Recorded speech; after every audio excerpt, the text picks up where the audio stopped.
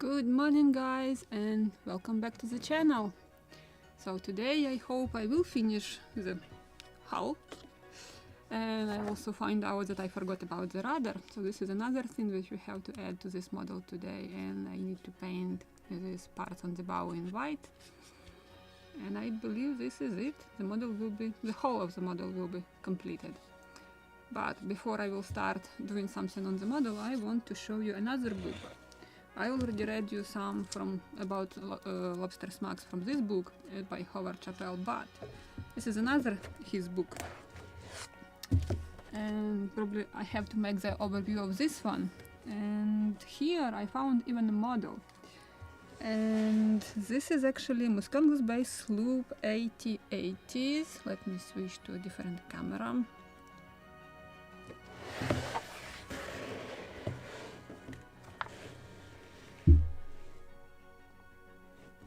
So it is visible. Or I just can move it somehow so it will be visible. And come on. Why it is not reacting? Okay. So, and why I want to show you this one, because as you can see it is without shrouds, and this model was built in that period of these boats, because this specific boat model was restored in 1958. So it was already existing at that moment, and it was already restored. This is actually another very interesting topic. So when you are building your models and applying some different stains, finishes, are you thinking about what happened with your model in 50-60 years? Or if somebody will be restoring your model, so is it possible to do it with your model if you have applied, for example, varnish? I think it's okay for painted models like this one, but if it is wood, and varnish has this not very good like option. It soaks dust and it just like really glue into it, and you can't remove the dust without removing that layer of varnish. With painted models it's easier, you just can repaint them. But with wooden models it's terrible. Like what I was doing with the Boreas, it was covered with varnish, and I should completely scrape it off, because if I just partially will scrape it and will use something else, I just can't get that spot. It could be converted into a leopard. So it was very difficult, but I scraped off all the varnish, and it took me 3.5 months to do that. So I was cursing that fella who did this. So, and this is actually a very important even topic. So if you are building your model, just think about what happened with your model next. If you want to leave it for your children, their children, your grandsons or grandchildren. So just think about what happened with it, and is it possible to restore after what you applied on your model. So just wanted to show you that it's definitely this type of boats were without shrouds. So I will stick to this drawing from Midwest Kit and without shrouds, and it is also described in this book clearly that this type of boats were with simple rigging, like only single halyard. Let me show you this. I believe it was somewhere here. So all centerboard sloops, they were 16-24 feet long, so small boats, and our is about 20 feet long on the deck, I mean. And so it just matches our Muscongus Bay lobster smack. Only when they become bigger, like up to 40 feet, 36-40 feet, then they got keel, so they were already without centerboard, and they got shrouds. So where is this? Just lost it.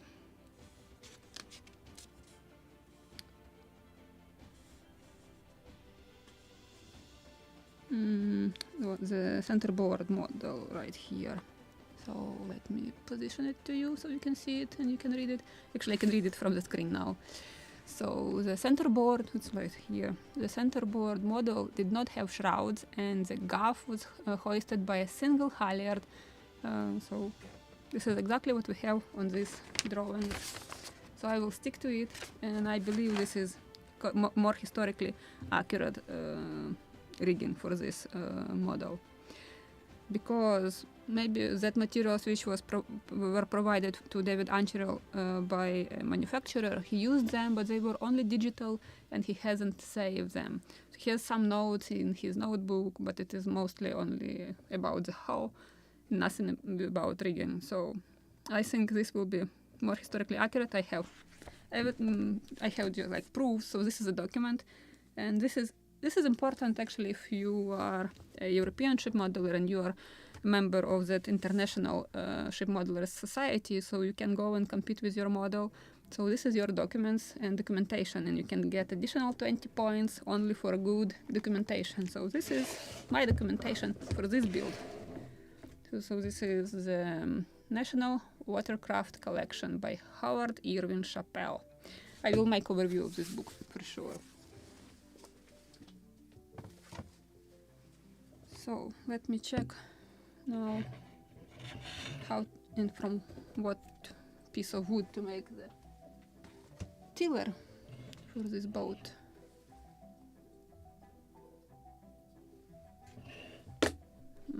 Maybe I should move this a little.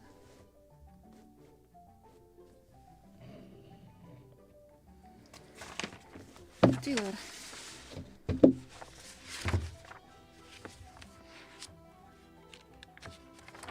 Tiller. I need to find tiller.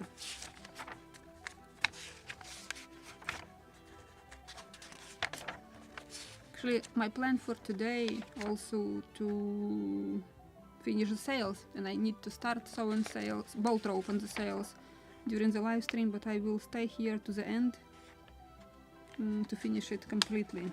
So after 2 hours live stream, I will stay here. Okay, I can see tiller on this model, but I can't find where it was made earlier.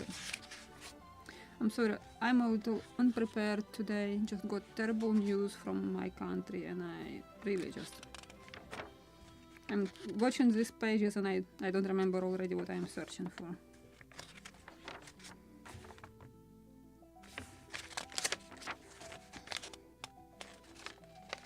Okay, not here.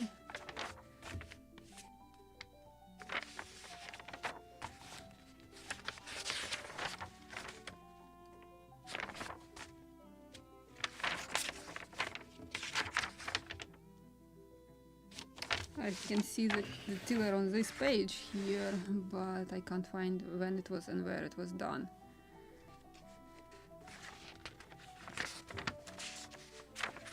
Tiller. Or maybe I just can use drawing. Tiller is here. There's nothing about how to make it.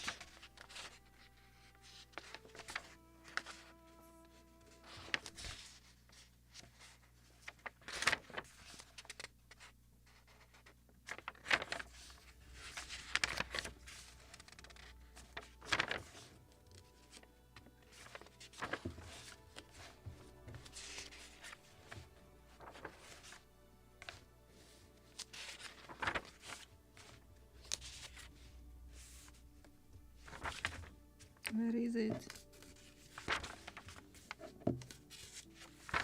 It's already planking, so nothing about tiller. I think I just will carve it or cut it from the piece of wood which is left.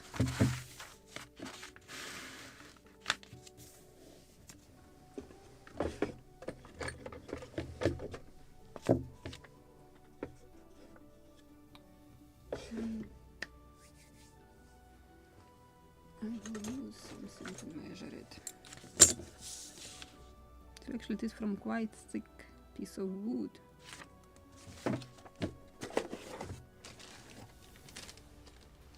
Nothing is here. Maybe something is in the kit itself. Nothing. Nothing. Maybe I just can cut it from one of this piece of wood if I need such wide one.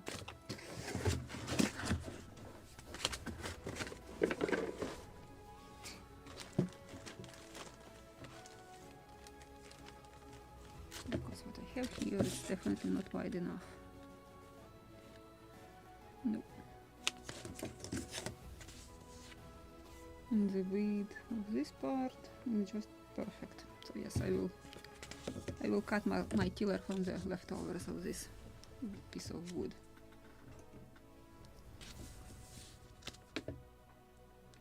So first I will cut it to the proper length and then I will shape it.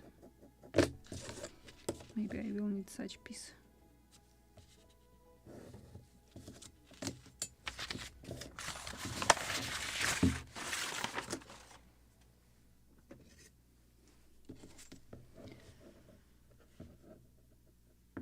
Page 35, step 116. Thank you, Scott.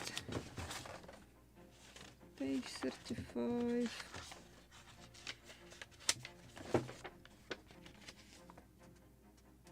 Oh, thank you very much. Using the drawing of the tiller on plan sheet number 1, make tiller by laminating 2 pieces of wood. I don't like when it is laminated.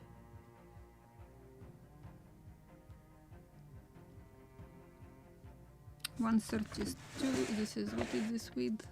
I will convert it into millimeters. 0.8, so 1.6 millimeter wide.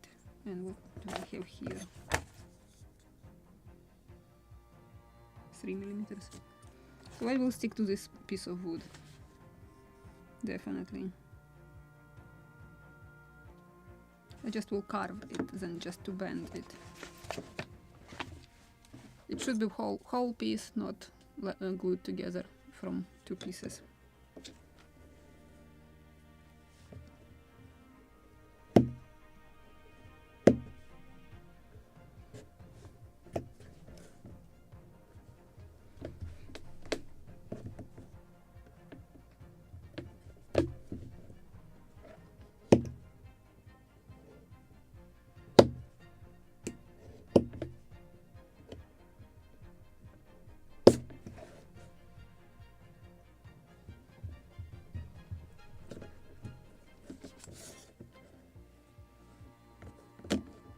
Something like this, and then I will shape it properly.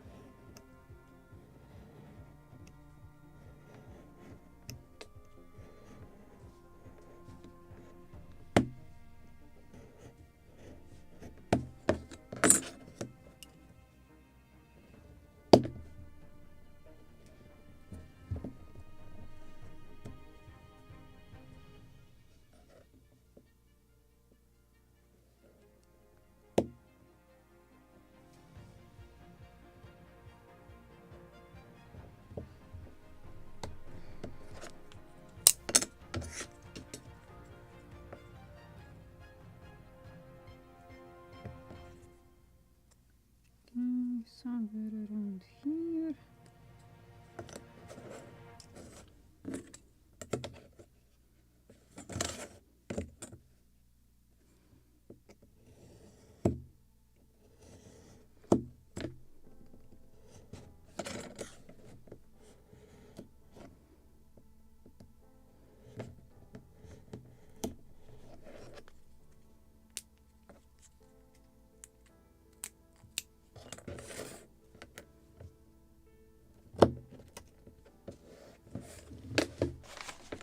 Now I need to shape this piece of wood into a proper tiller.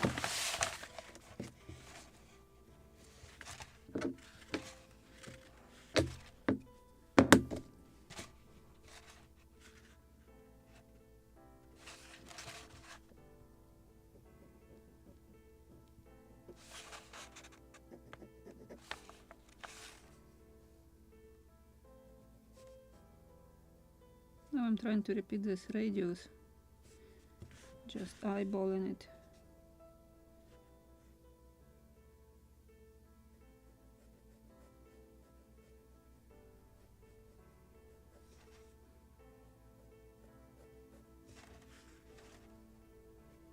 I'm drawing it a little thicker, so then I just can clean that piece with that pencil after that. Something like this.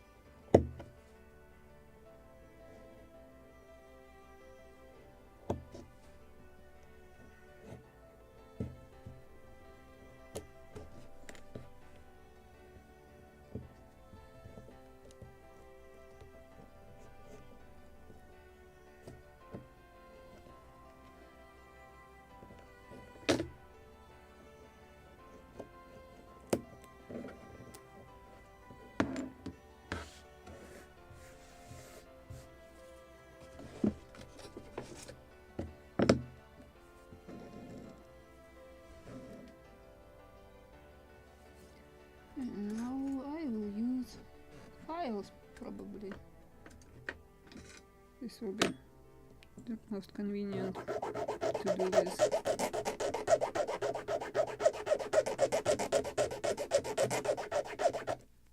Of course, if you have a rotary tool, it can speed up the process dramatically.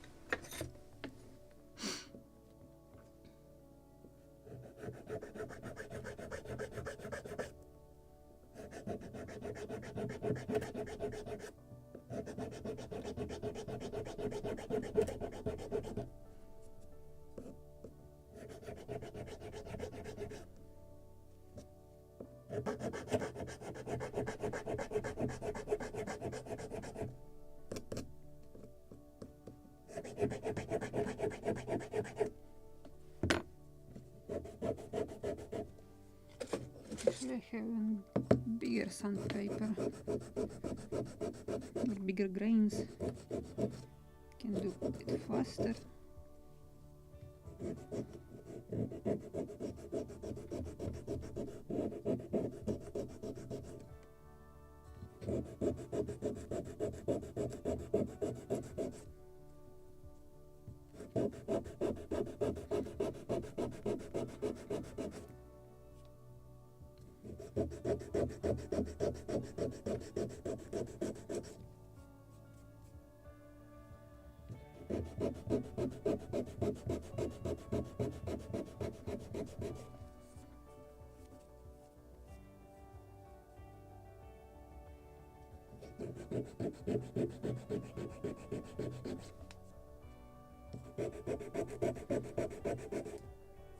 Okay, let me check this radius so that is proper one. Okay, need to send more here to get proper radius. Just less carved.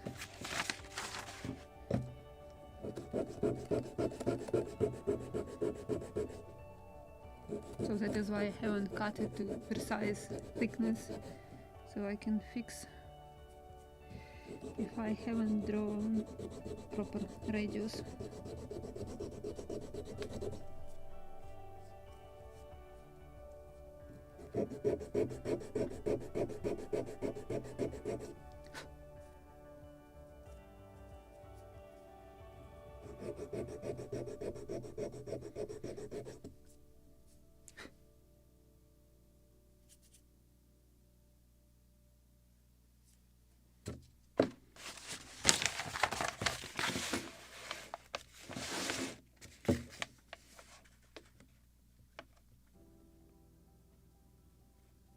Yep, sounds about right now. So this is what I have marked. Perfect. Maybe a little more sanding right here, and it is already perfect curve.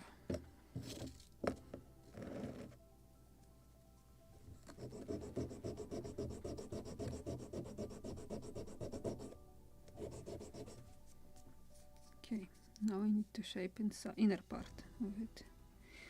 Maybe with proper length. So I need to cut this. Oh no! I still will be narrowing it, so I hope it will be just enough. just crumbled piece of wood.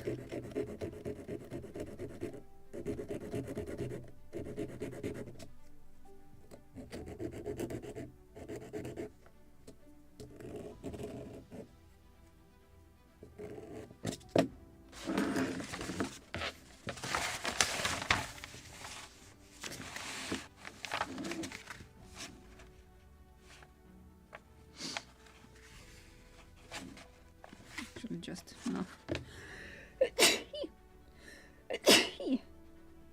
Excuse me for this.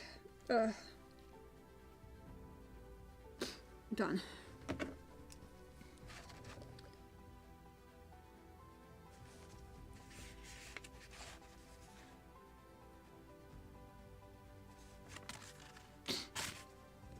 So now I will make proper thickness. We will mark the proper thickness when I have created a proper radius. So now I can probably cut first and then sand it because it's too much sanding.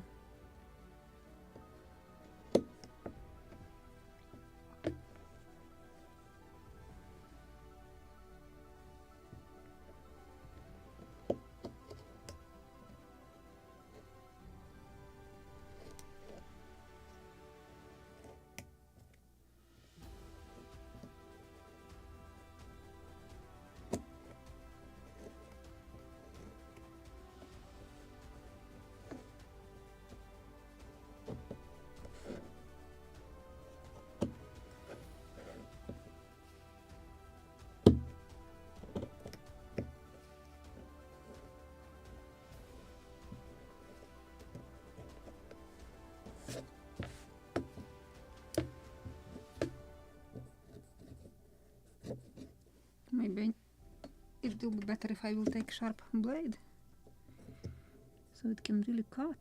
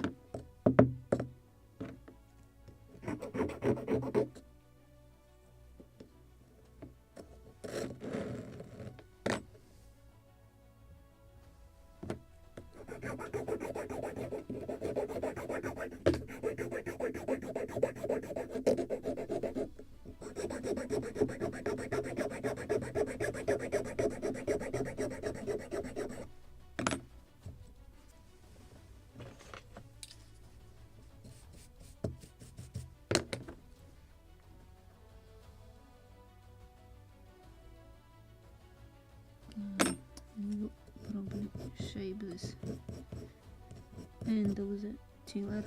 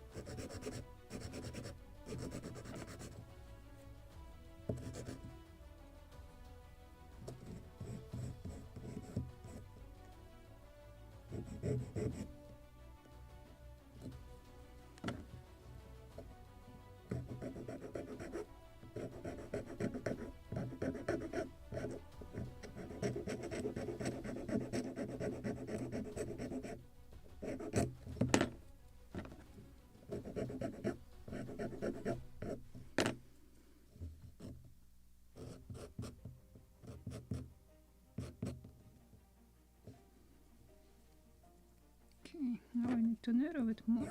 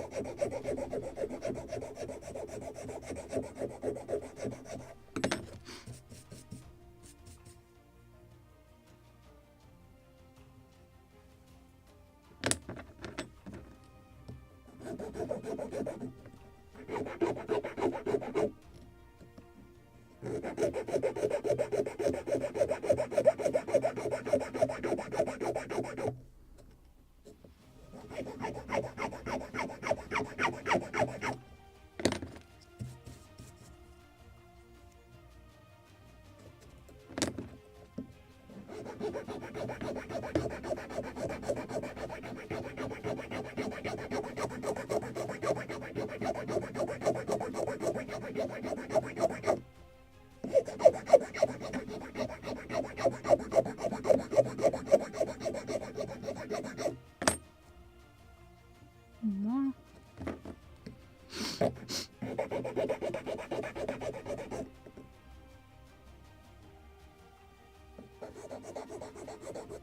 I'm just checking if you have any comments, because I stick my nose into the stiller and forgot to check chat.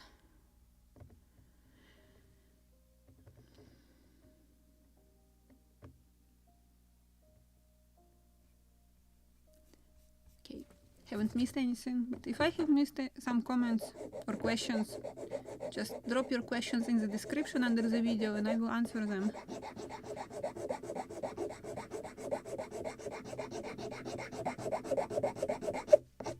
Okay, maybe it's time to start trying this. It's still too thick, but yeah, I need to sand it more so I can fit it into the model, and then I will start narrowing this direction.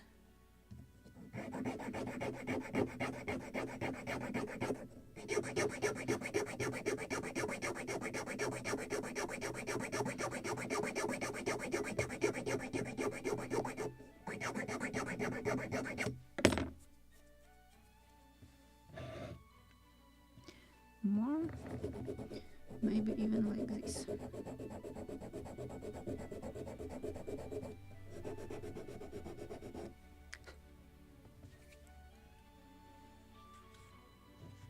Okay, some progress.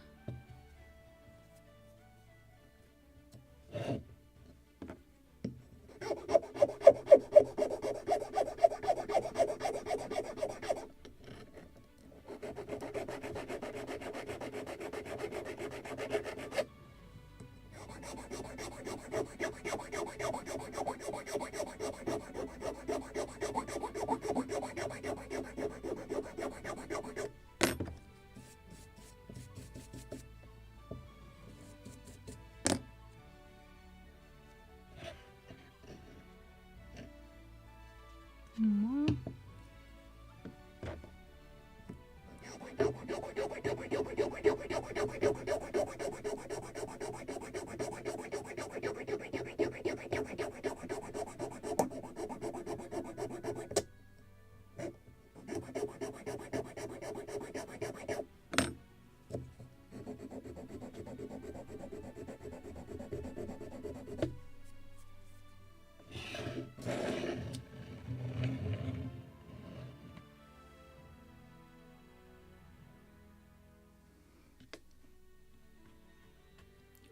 Almost to the end. Oh, it is actually perfect match.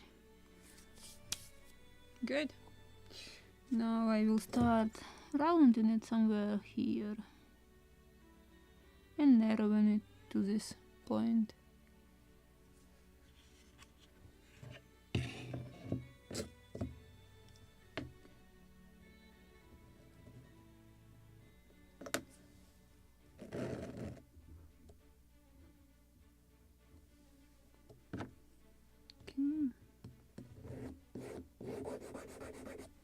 just on this sanding block. I will mark center line also just by eye,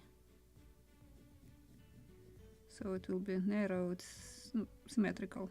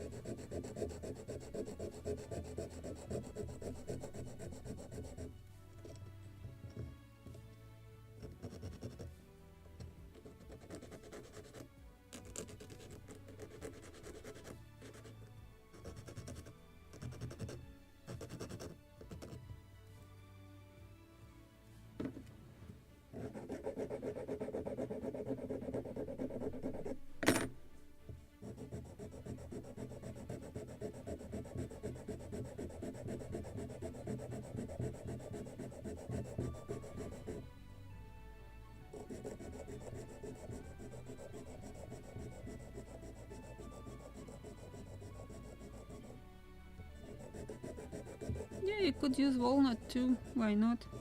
I just want to make yellow wood, like imitation of boxwood, so I will apply shellac to this one, because I have some walnut and some same basswood with shellac, so I want to have it light.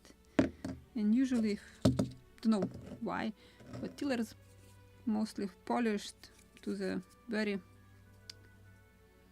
how to say this, not soft, just perfect surface, because you're constantly touching it with hands, and it's probably even polished with hand. It's usually light, varnished, but it can be walnut, why not?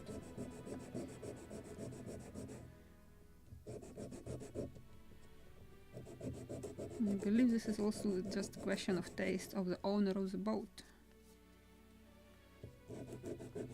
Would it be a real boat? I would use mahogany maybe.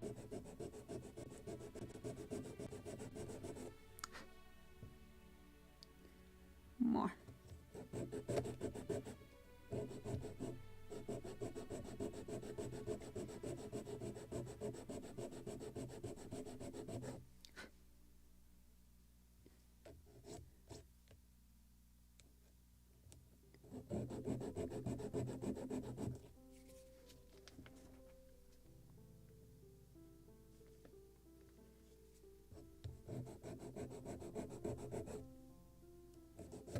Okay, my phone doesn't want to show me chat.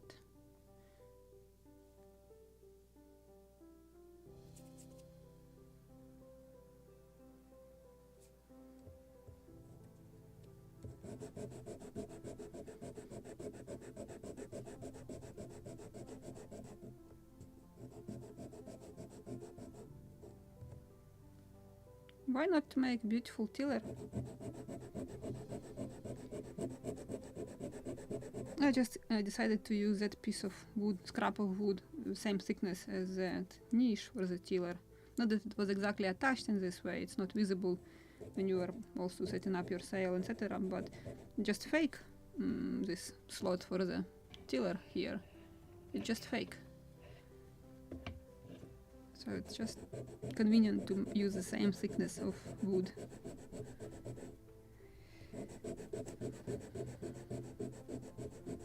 Cost, yes, I agree with that. That the cost may be... This is the main reason why you have to use something expensive like mahogany. But as I said, if I had such a boat, I would like to have it with wooden floor and tiller from mahogany.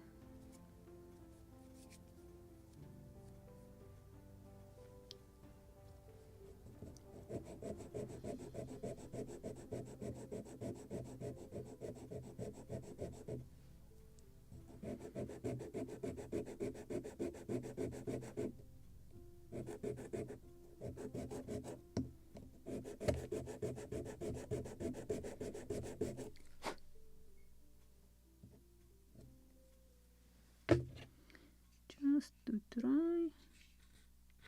Then I will start rounding it. Maybe a little more.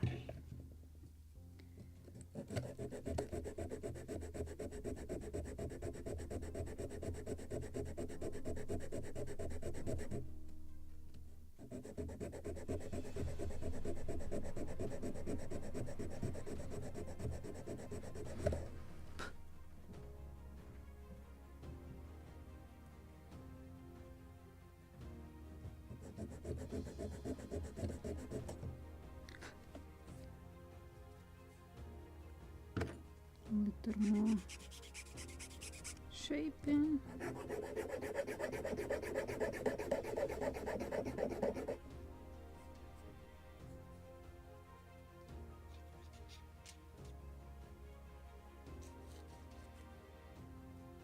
And now I can start rounding it.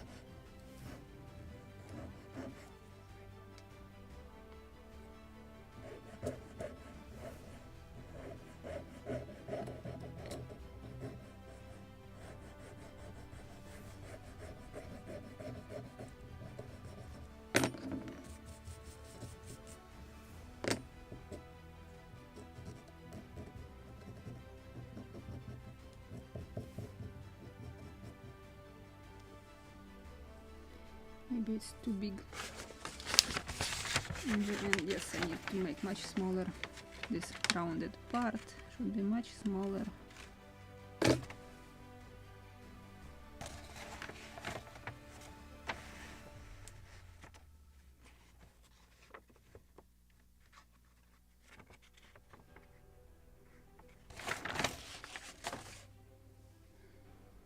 So let me make it smaller.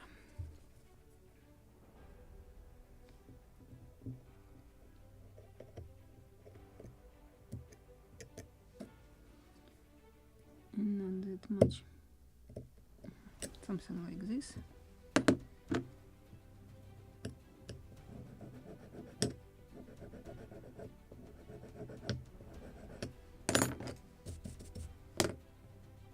Perfect. From the first try. Just need to round it now.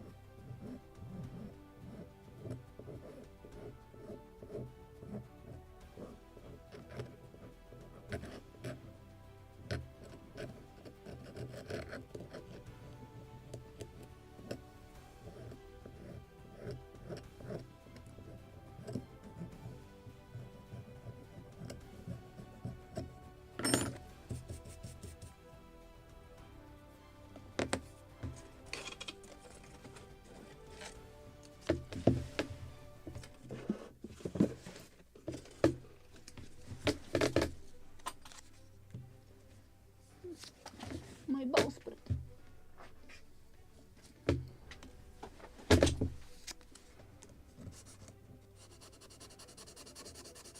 So I believe this is around 240 sandpaper.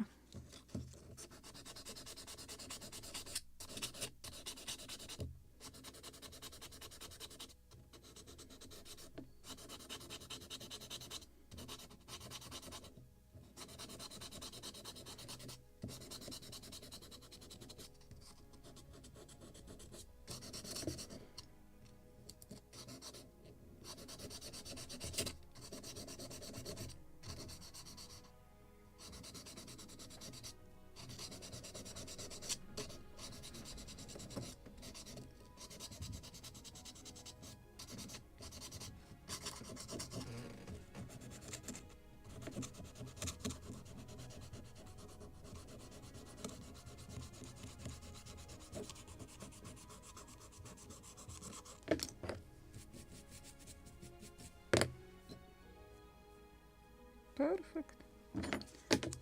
Just to round it more this end of the tiller.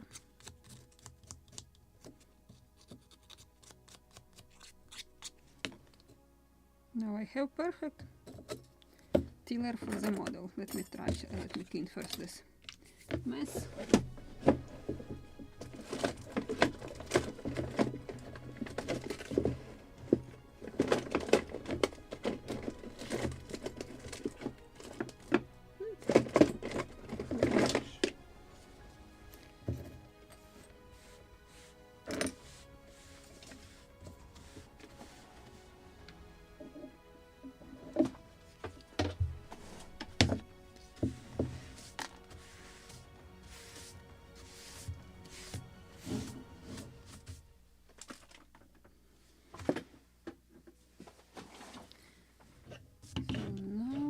Let's try it, and we can also use shellac on it as well as on the seats, because I still haven't any finishes. So where I put it? It's right here. So let's try it. So it should be like this.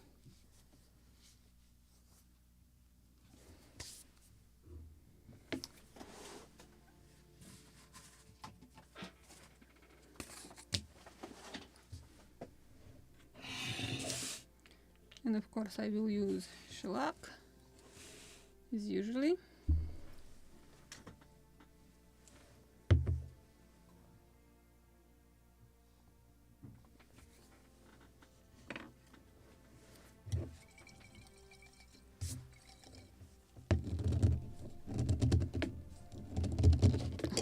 Yes, I can open it.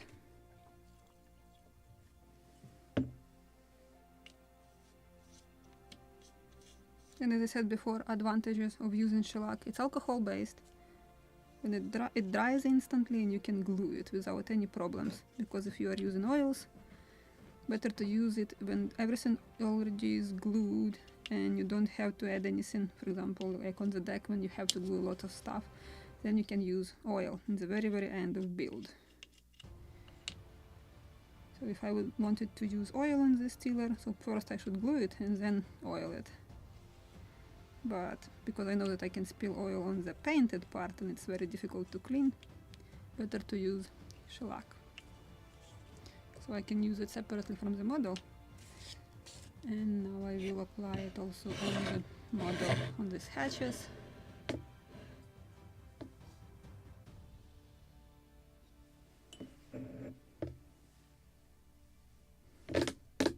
It also can be cleaned with alcohol if I will spill it on the painted part.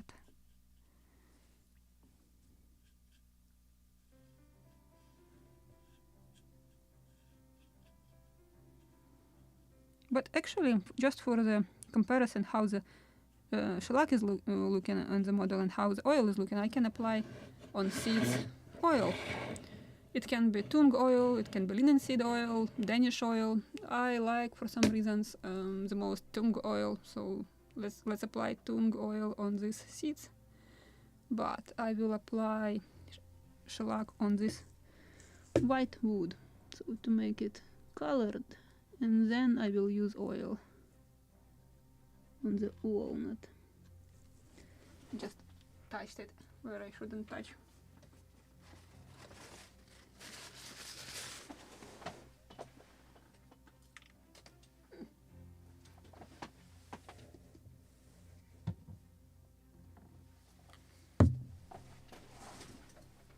This is just denaturated alcohol and cotton swab.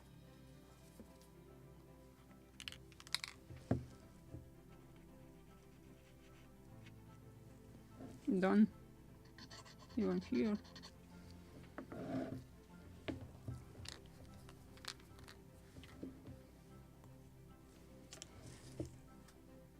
I'm trying to apply it in that spot where it's not convenient to do, especially in front of the camera.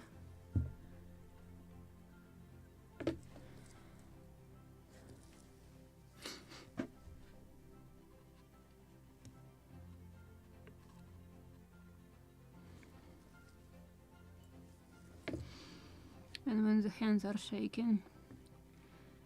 Just today it was too close to my family. The drone fell on my aunt's yard and half of her building or her house is right now without windows, and thanks God that it is without fire and she's alive because she was in the farthest room from that explosion.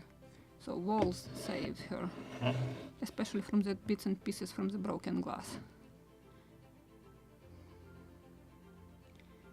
I'm trying to put myself together, but my hands are shaking. Don't know if I can sew in sails today. So maybe I just will finish this live stream in 2 hours as usually and then leave sails for the next time, just because I just physically can't do that.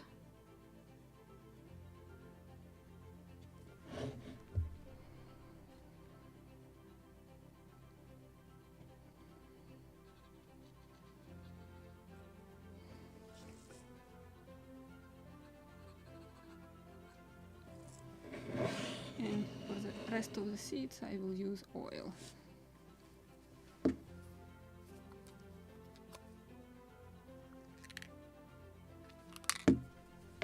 Just to clean this spot. This is just alcohol. It will dry in a moment. And this is the best feature of using shellac.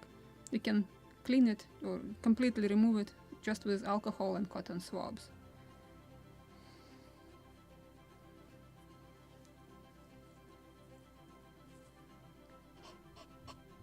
I just want to finish this model faster because from the next Saturday we are beginning next project, and I just want to keep mostly that model on my table. So that's why I wanted to finish this one as fast as I can, but apparently I can't.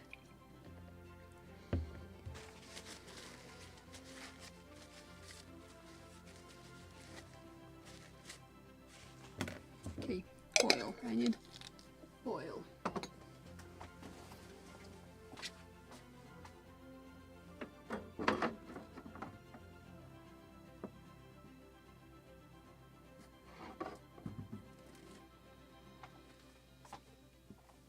just to show you my collection of oils.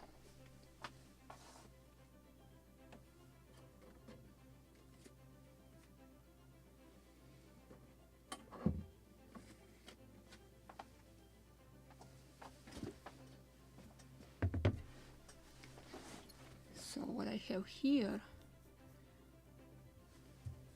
stick oil, I like it also.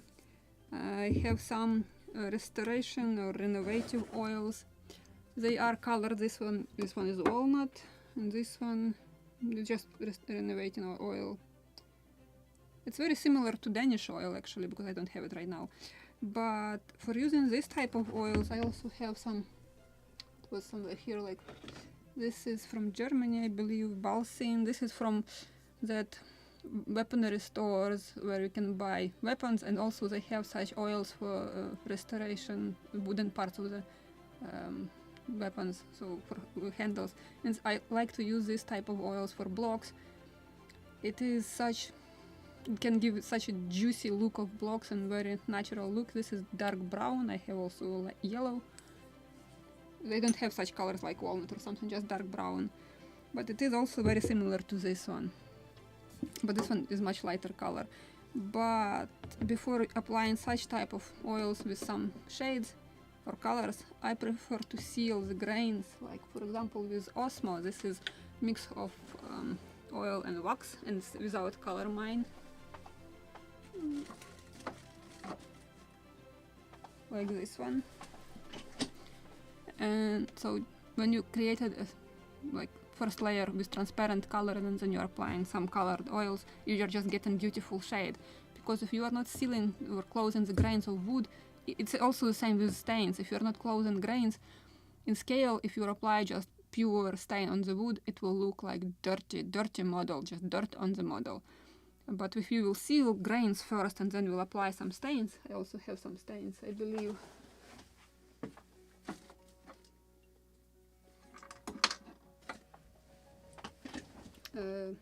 Red mahogany, and espresso. So on the samples of big piece of wood, they are beautiful, but if you are applying on such tiny strip like 5 millimeters wide, strip looks dirty. So I have somewhere video on how to paint in or tint in your model, and I just was using thin cyanoacrylate for like base coat, and then I applied such stains. Then you can get clear, pure color of the stain. And this is something what I'm trying to explain for modelers, that if you are applying such stains on scale models, they look not up to scale, they just make model dirty. And if you use something for sealing the grains, then it will look much better. But still, I'm not a big fan of using stains. I prefer natural color of wood, so to use, especially on commission models, just to use noble woods like boxwood, ebony, holly, etc. Some maples. Actually, maples are more popular in Ukraine because we have white maple like holly. But when I came here to the United States, I discovered for myself holly, and I like it more because it is more flexible, and just really like it more to work with it. So, oils. I think I will use, where is my favorite one? I will use tung oil. This is my favorite. So tiller I will put here. And I will apply tung oil on the benches.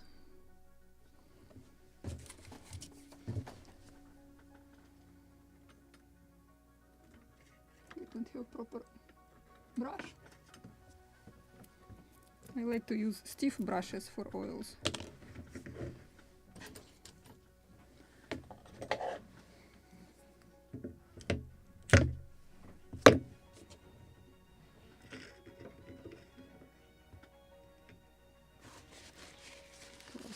Too deep.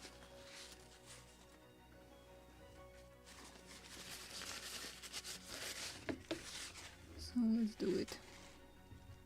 But if you will touch a painted model with oil, it will get that glossy, like greasy actually spot.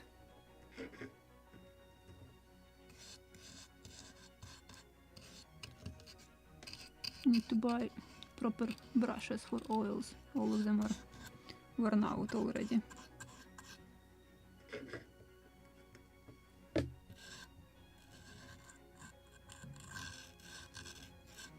And what I like also about oils, if you applied too thick coat, you just can wipe it with a paper towel.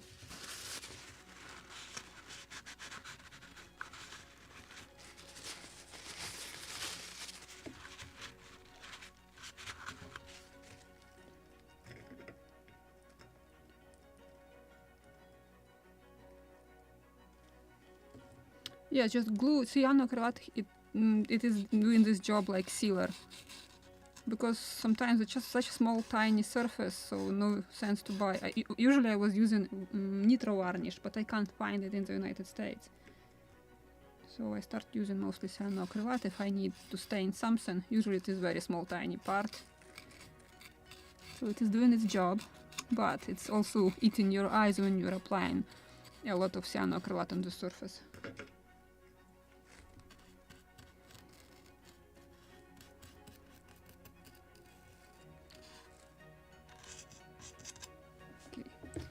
We'll wash it later, because I don't know where is my acetone at the moment.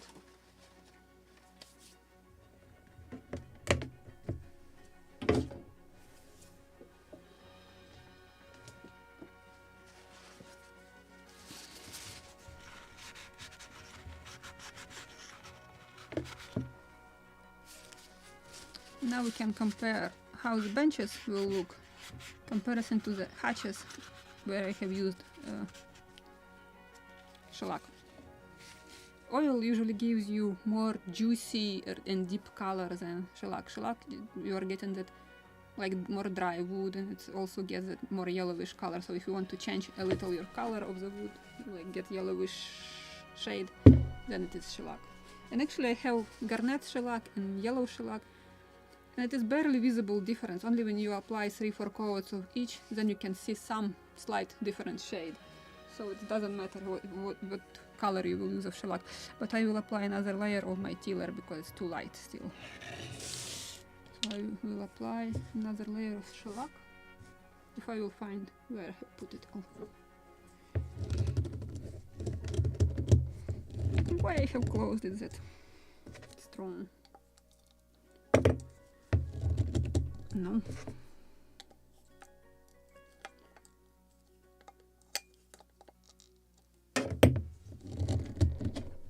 Good.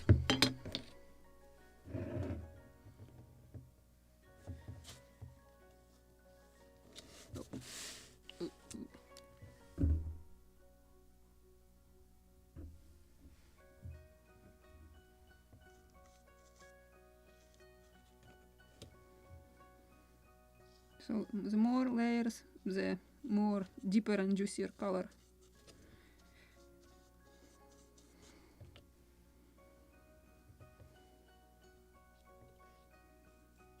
I think mostly I applied 2 layers on this model, somewhere 3, mostly 2. So we'll stick to 2 layers for the tiller too.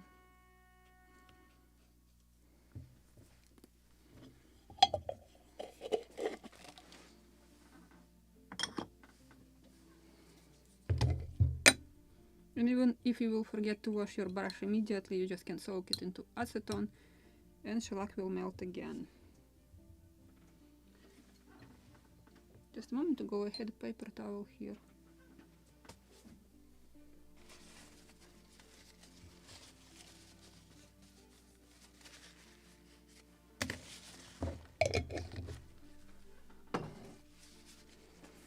Okay, I also have to paint this part, these 2 wooden parts.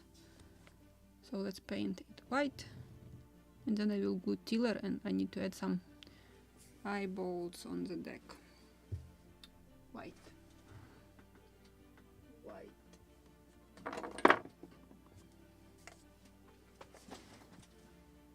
This is folk art white matte color, and this is diluted with paint thinner, same paint.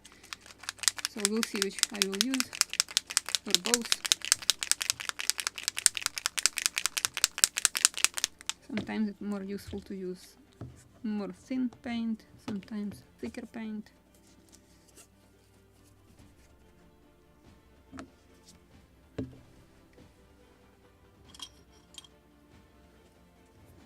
Now I will try to apply it upside down. Or maybe I will use some masking tape. Just in case. Just a piece of it.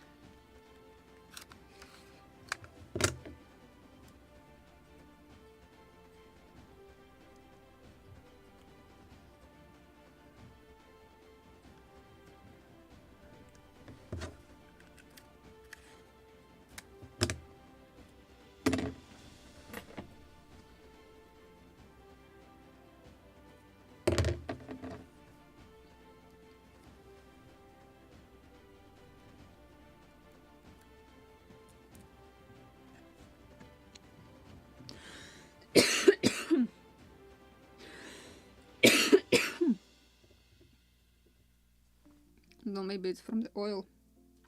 Just something scratchy, itchy. Usually I'm allergic on cyanoacrylate, but I haven't used it today. So maybe just smell of oil.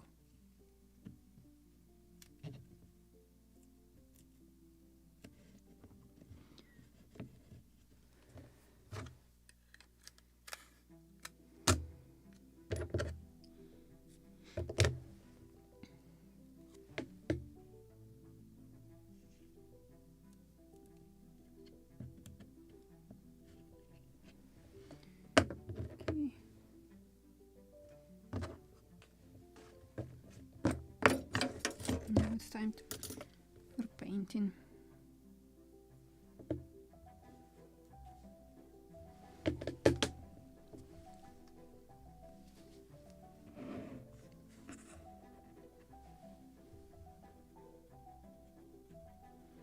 Actually, I can't see what I'm doing. You can watch on the screen.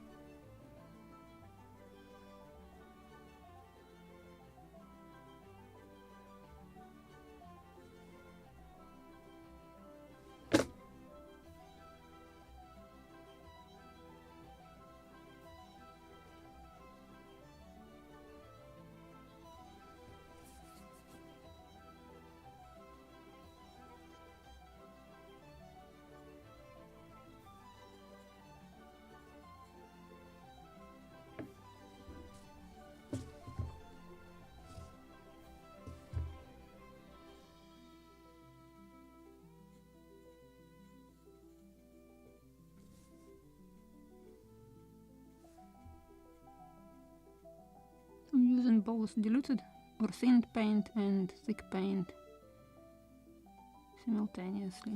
The thinner the paint, the thinner layer, and it is more, you can see traces of brush. But when it is thick paint, it's usually more visible, all these traces from using brush. So I will apply maybe another 2 coats. While the paint is drying, I can glue my tiller.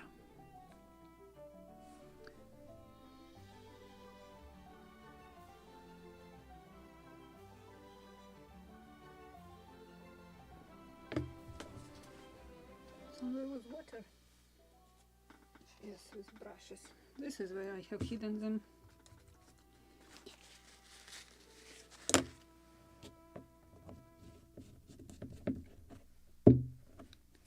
So let's glue the tiller. And then I will come back to this, to the bow.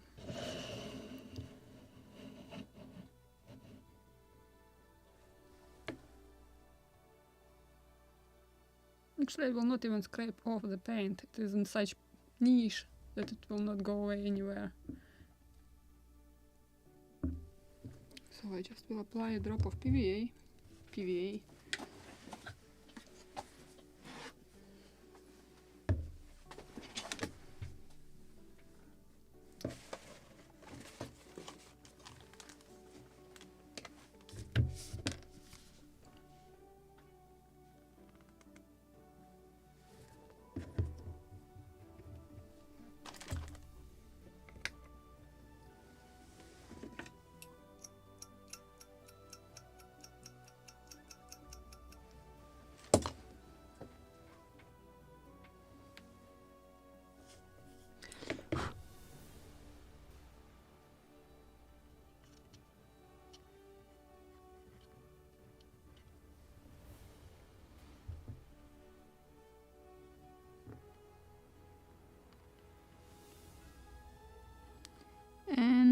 That is why I like PVA D3 standard.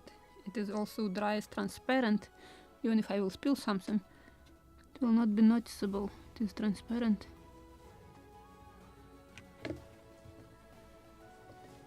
But I will clean what I can.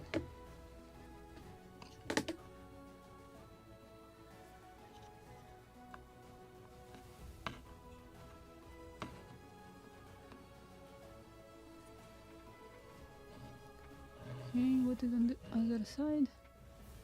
I believe there is also something to clean. Yes.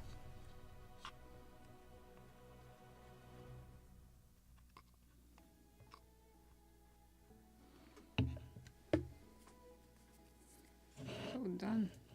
The tiller is ready. Let's add another layer of white paint.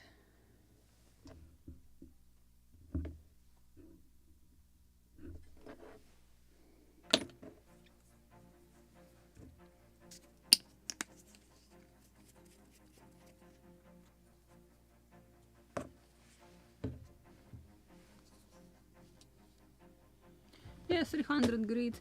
I'm using also 400 grids, but smaller grids than 400. In ship modeling, they are not necessary. And I'm using sometimes even 80, but mostly 100 grid is the biggest size of sandpaper which I'm using.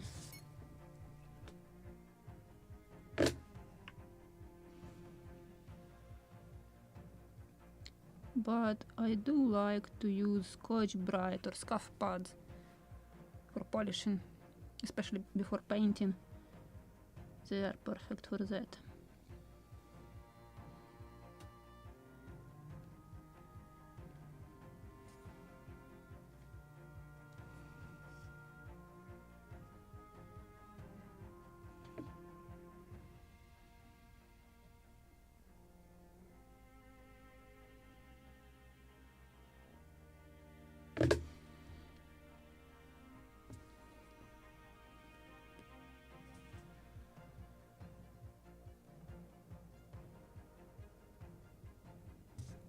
Maybe slight sanding also is needed. And I will apply a third layer on the thin paint just to make final layer very smooth.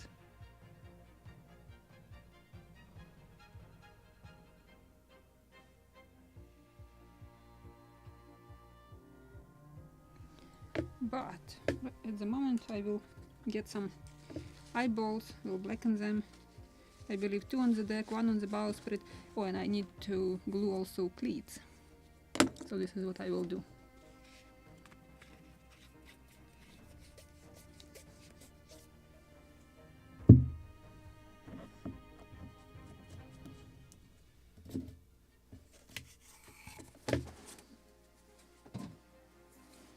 So let me check the drawings.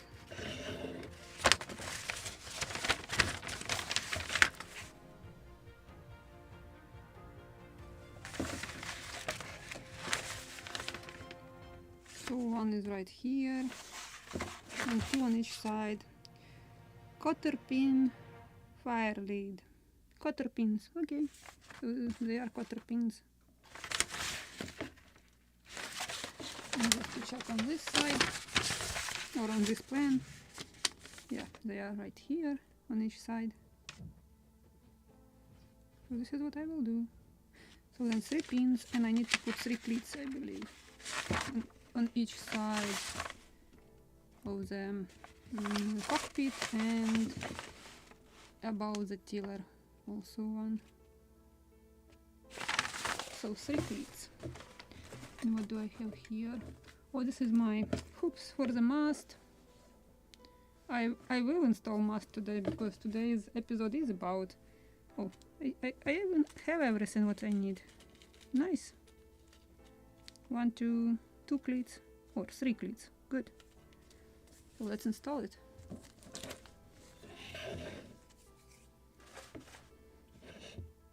Bowsprit.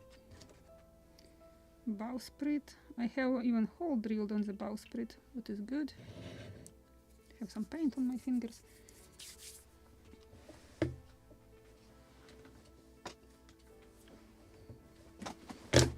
not what I was looking for. What is this garbage on the bench? I was looking for something. Oh, I know. I need some wires for my cleats. So let me prepare my cleats.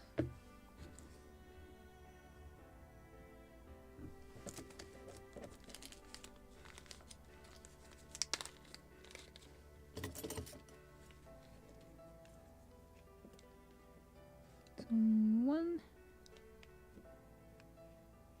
come on, 2,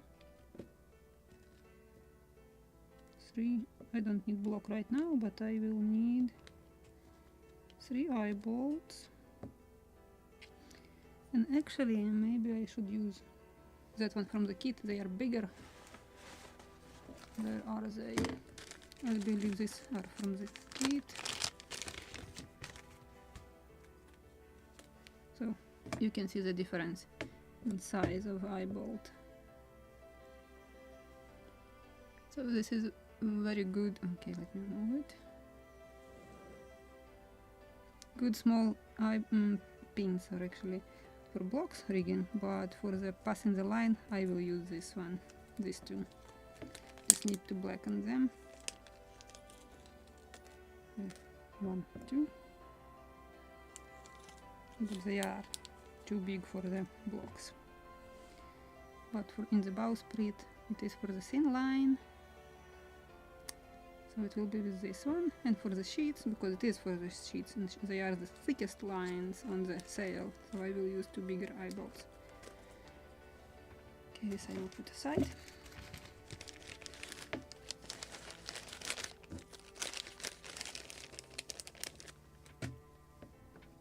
So for blackening I'm using brass black. Also another I discovered it in the United States, never seen it before.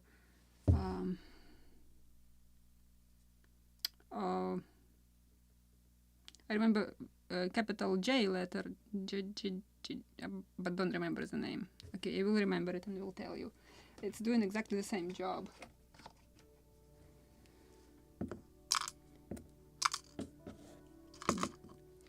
Let's blacken these 2 pins or eye bolts.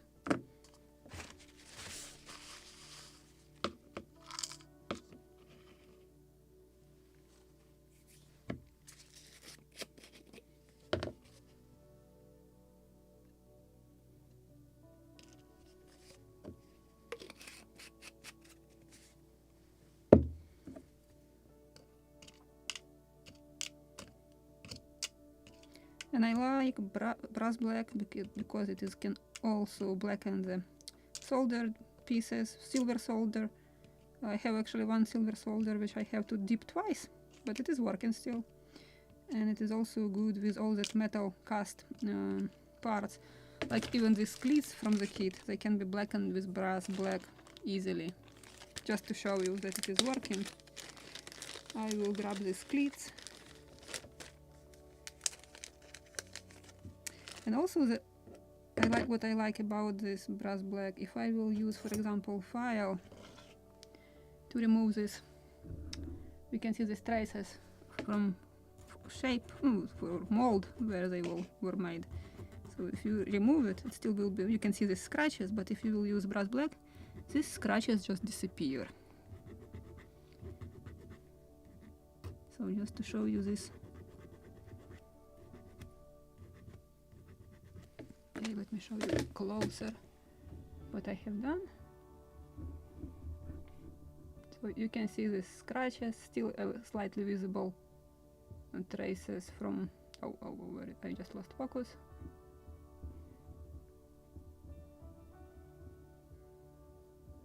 So let me blacken it with brass black.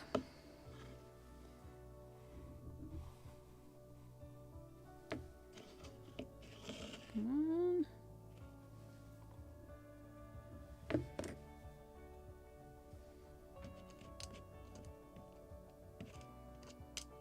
So you can improve your such parts, just can become black. Come on, just want to flip it. Flip it. Huh, or this one is not working for some reasons. This is something new. Usually it was working. Interesting, what kind of metal is this? Even where it is scratched. So it is not that standard one. Amati is white metal, or that ochre, corals, artisanal latino, they are blackened with this. Have some very different liquid.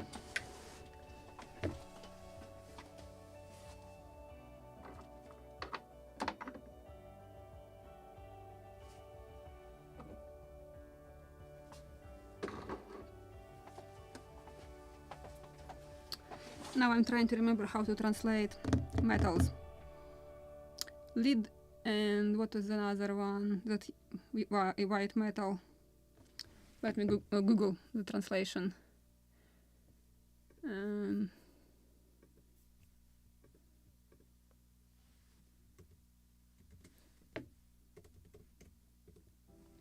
Tin and lead. So this is a liquid specifically for tin and lead. Just to try it on this one.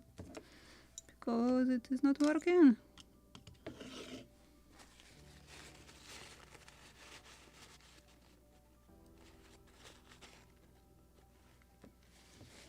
That was disappointing. I have some water, so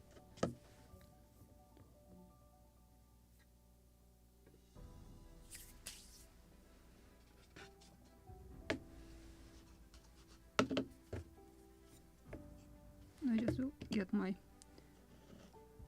eyeballs out of the brass black, and I want to use, actually I can use in the same jar, just to clean it.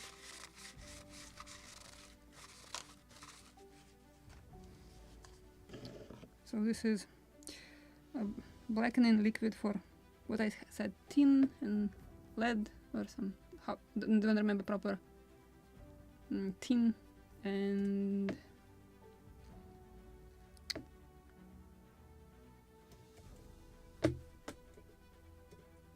just to check that it is correct.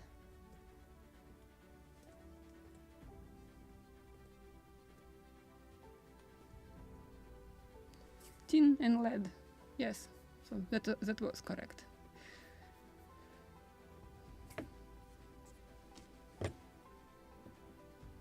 Second try.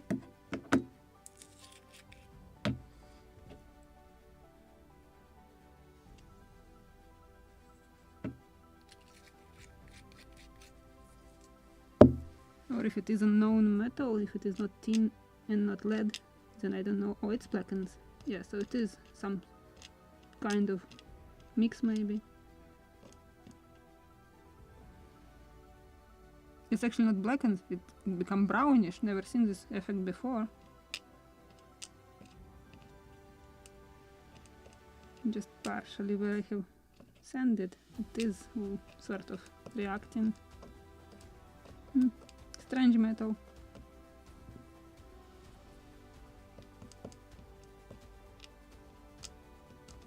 Now I know why I'm usually replacing everything made out of white metal, because usually it should be wooden. This is my just religion. I prefer to build on models everything what was metal out of metal, like brass or copper, and everything what was wooden should be wooden. And usually such parts are imitating something wooden. Okay, it is working sort of, but with a very huge quantity of something brownish. Never seen such effect before. Let's wash it.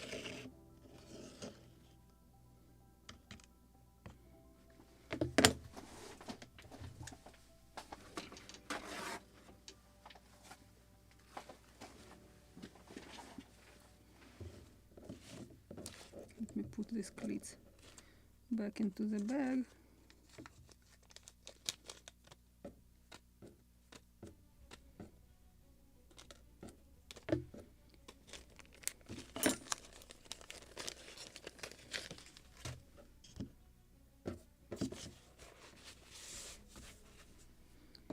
And I will get it out now.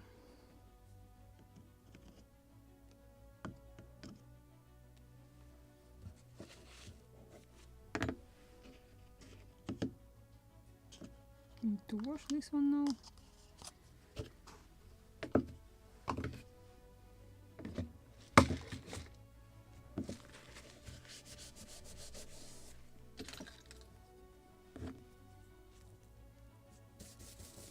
Now I just will clean them from this dust, or I don't know how to say what the proper term.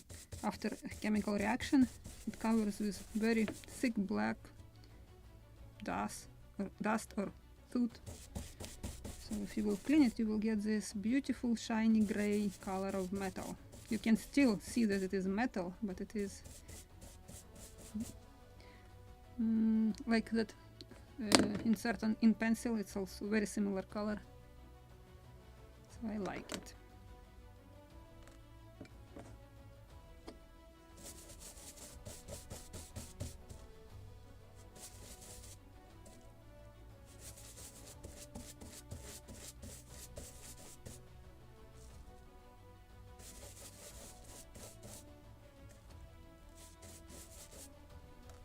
And this weird white metal cleat.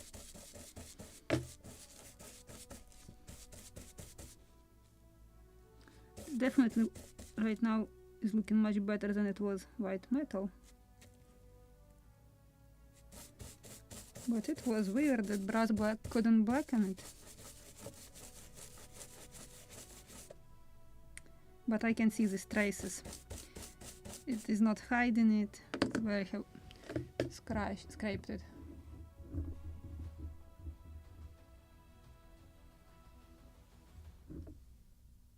So it is not working that good as brass black. So it was just experiment. So now I know that this white metal from this kit is a little different. Tin, is this proper pronunciation? But yes, Thomas, you have typed it correct. I just don't know if I'm pronouncing it correctly. So let me put this cleat into this bag, and I will use my wooden ones. I don't know if I have put a link under the description on this video with blocks, cleats which I'm using. If I haven't put, I will put them after this live stream in the description under the video where I have bought them. So, but let's start putting all this on the model. So I need drawing to mark my, what was the proper word? Cotton pin, or cotter pin, sorry. Just eyeballs. So it is right in front of the beginning of the cabin. Somewhere like here.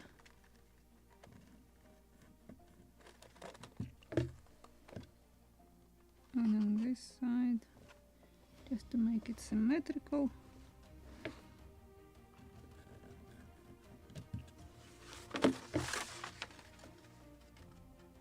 And what is the diameter of this eyeballs? Where is my caliper? It was here a moment ago. Not here anymore. Right here.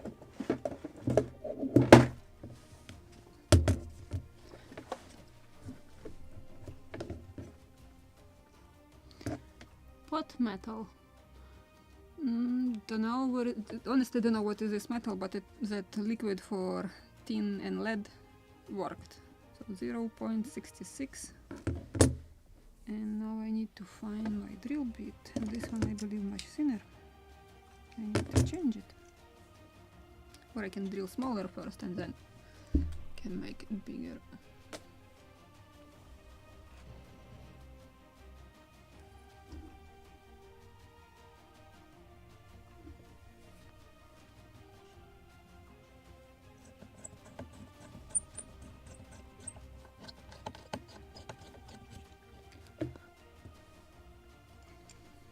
On the other side.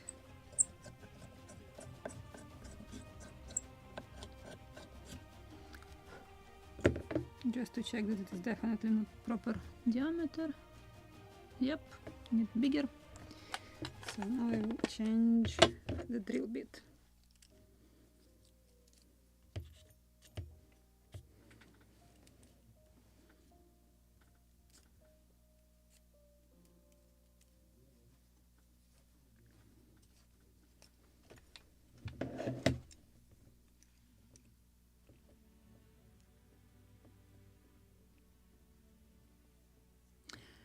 Painting, this is not always good. It's very easy to damage, so if you will blacken the metal, then it's definitely stays blackened. Just from my own experience on the first model, I remember it was a mess with painting because I had gun ports.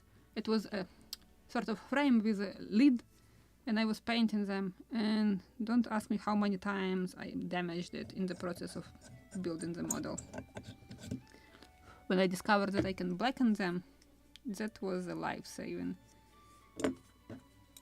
But then I start just making all the parts from wood and it become even easier. So now I think it should be proper diameter.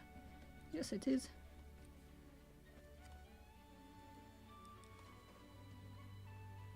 Can I install entire length? Yes, I can. Good. So I will use a drop of 6 cyanoacrylate to keep it there.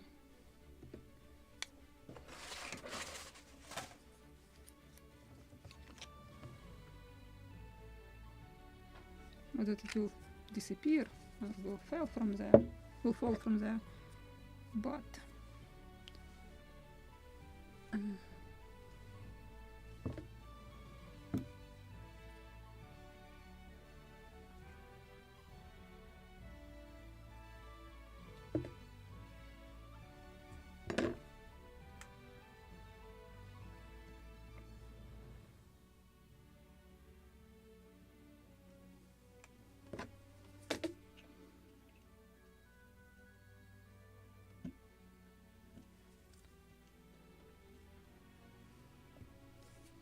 and same on this side.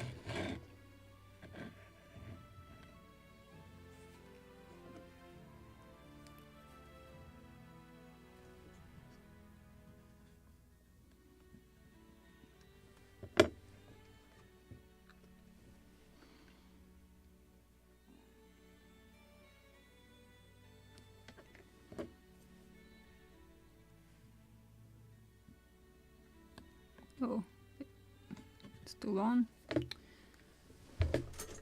I can make it shorter, just maybe touch the planking. But this is advantages of using 6 cyanoacrylate. It not cures immediately and you have a few seconds, like 3-5 seconds more. You can move your parts before they will get glued completely. So, and now I need to install or insert small eye bolt on the bowsprit. But this one I definitely need to trim.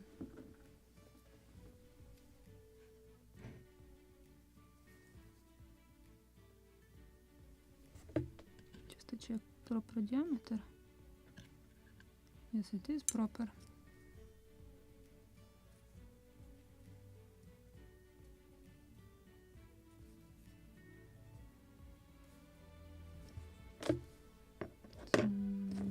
Trim it.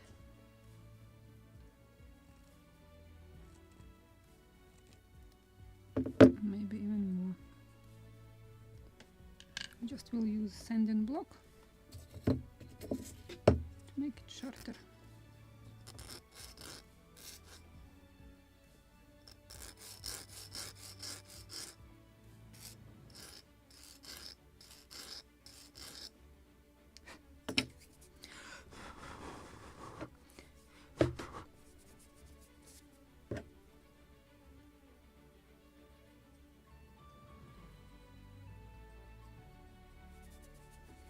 Which direction it was positioned?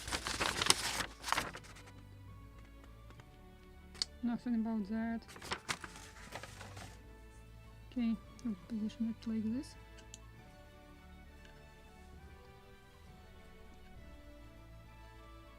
Oh, it's upside down.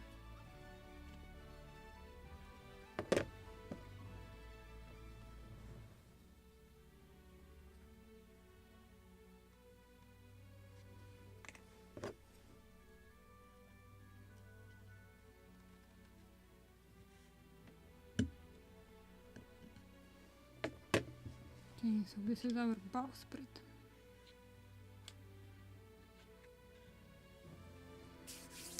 I think now we can install the mast. This is actually our cleats first, or mast and then cleats and then mast.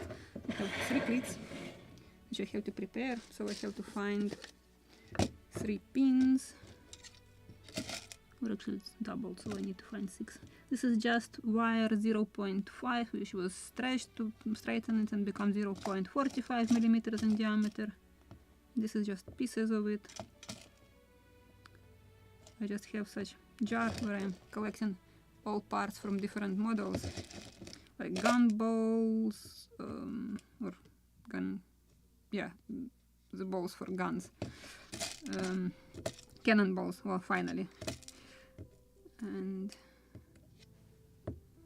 so I can use them on other models without spending time to cut new pieces of wire. 1, 2, 3, 4, 4, 5, 6.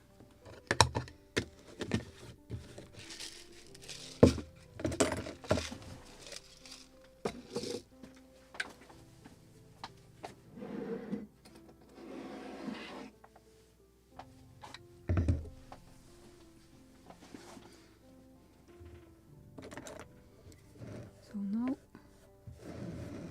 I will use this tool, my favorite tool. I need to clean these cleats.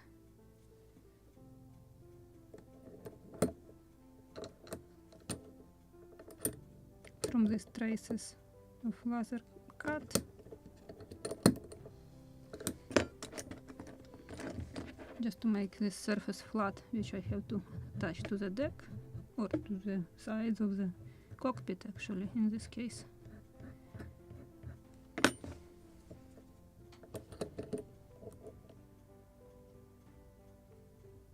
And I just want to rotate it.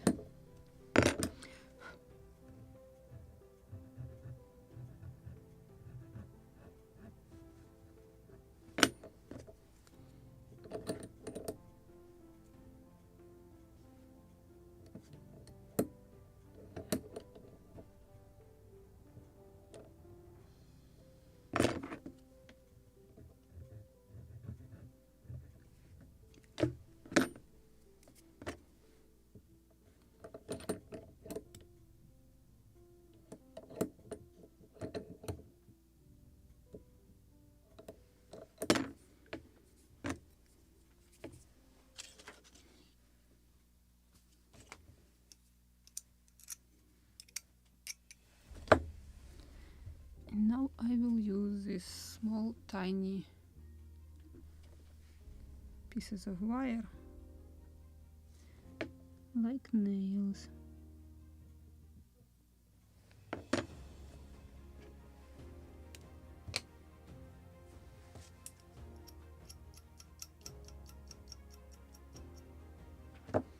And again a drop of cyanoacrylate, 6 cyanoacrylate, just to hold them in place while I'm working with it.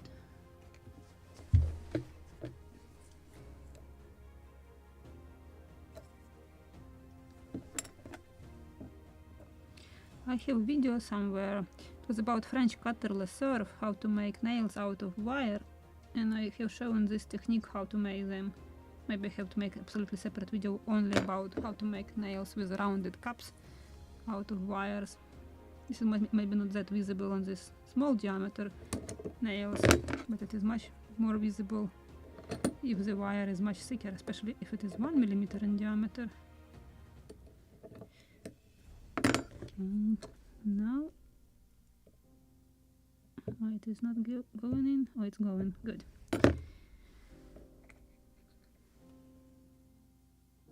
But the difference when you just cut it with cutters and when you just make square or rounded cup, it is a big difference.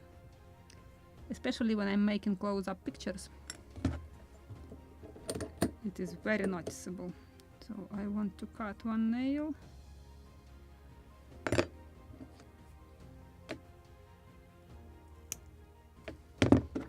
Because I will drill one hole and it is just enough.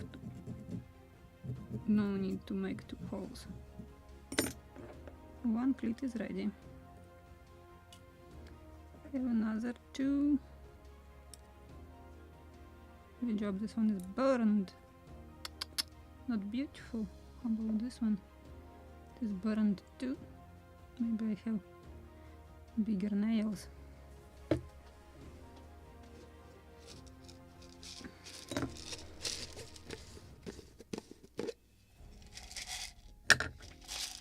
Just it was too burned, so it created much bigger holes. And I have maybe too big nails for it.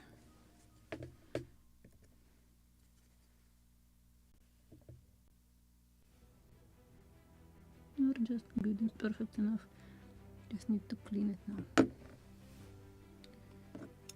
This is 0.65-ish diameter.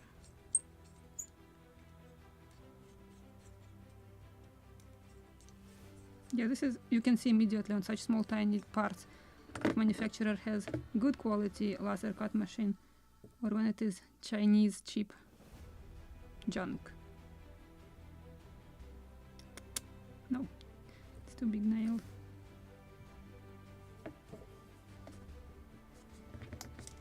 Oh, actually I have more pleats here.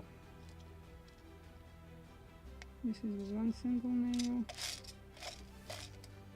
These are too small.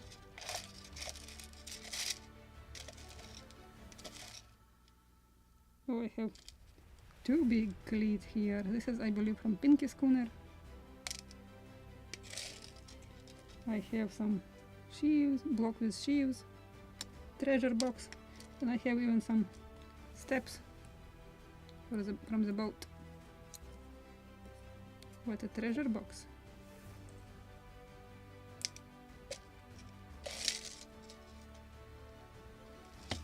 Let me check. I have something here.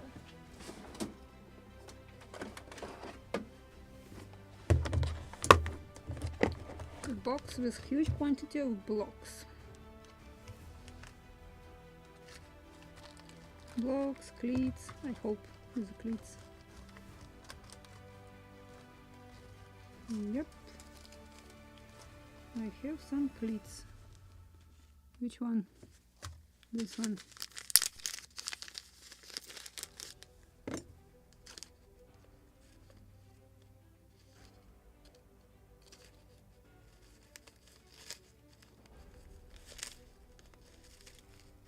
All of them are burned. Not good.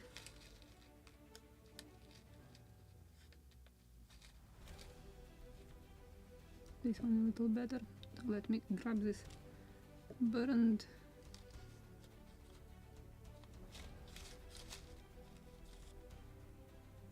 More or less okay, this one. But actually no, still burned.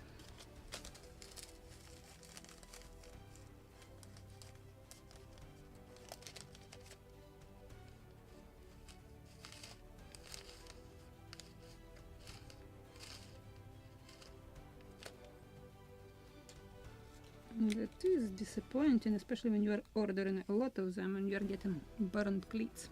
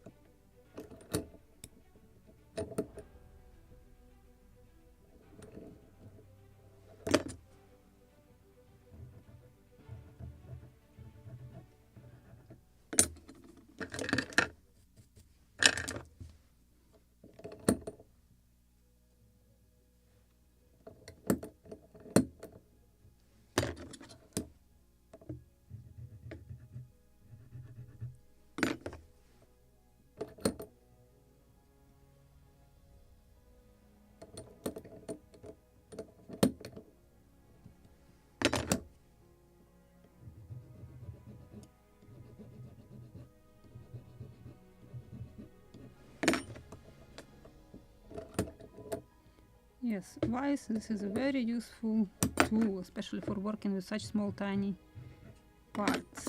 Blocks, cleats, rigging the blocks especially.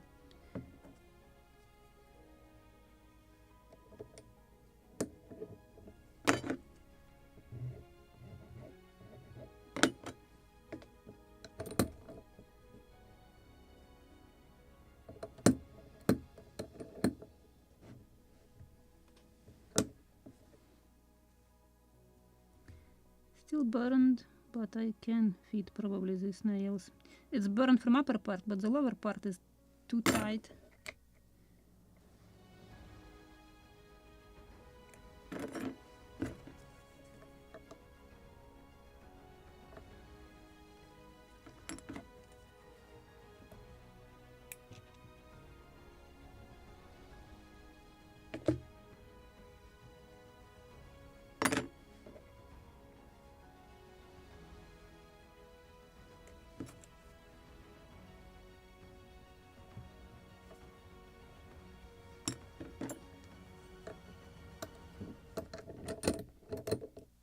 Again, I will cut one nail.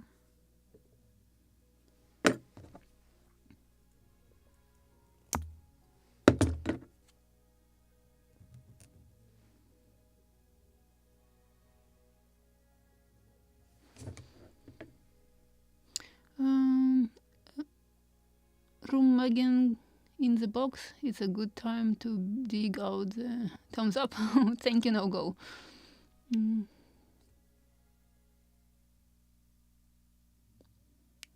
Lead and zinc, maybe that's why it can't work with brass black, I don't know. Maybe model Shipways is using different white metal, but for some reasons brass black couldn't blacken it. So for the Gunboat Philadelphia, this will be in my first episode.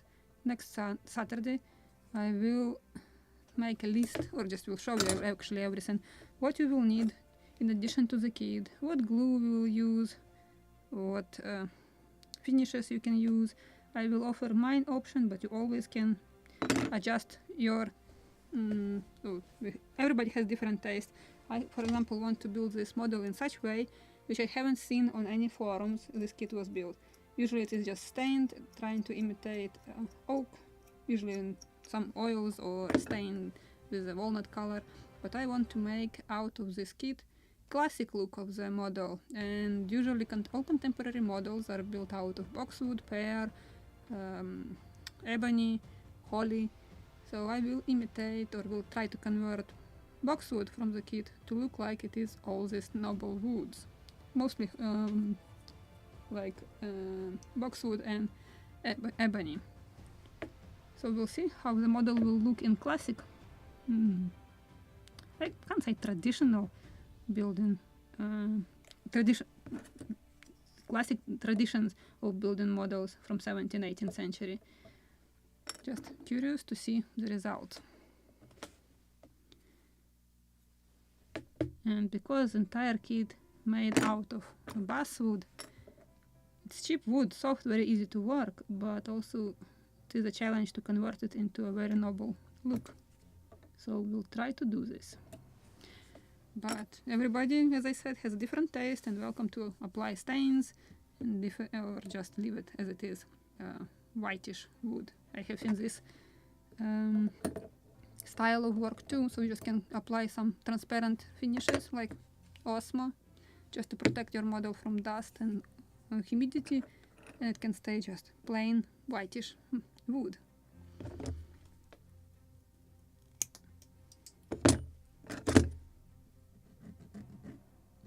Okay, let's glue this cleat and install MAST and bowsprit. So let me check where exactly this cleats should be. I believe just in front of this for the oars. Forgot the name of this metal part.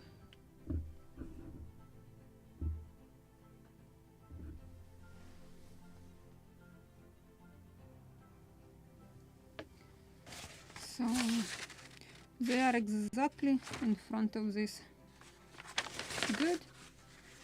So I can drill theoretically into it. Just I need to change it a little bit.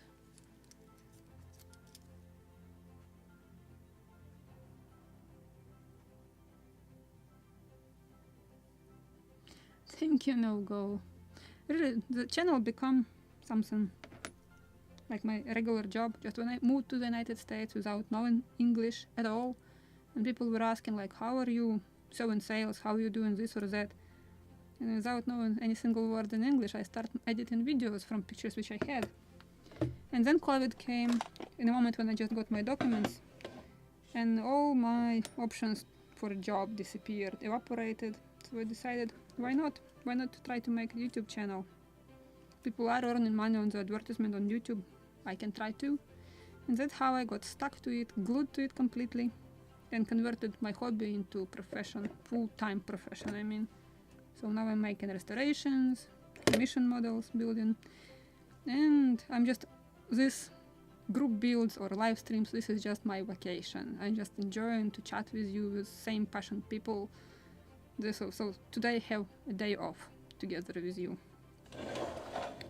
So this is just something what I want to do and I enjoy to do it.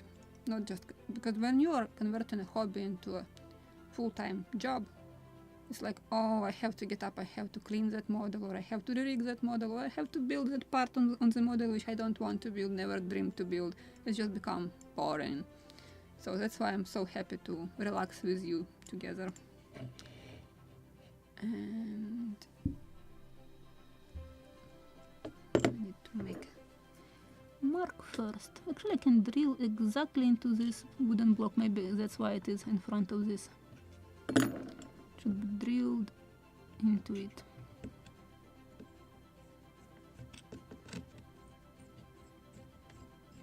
Oh, good job. You can't see it. So let me make second one properly.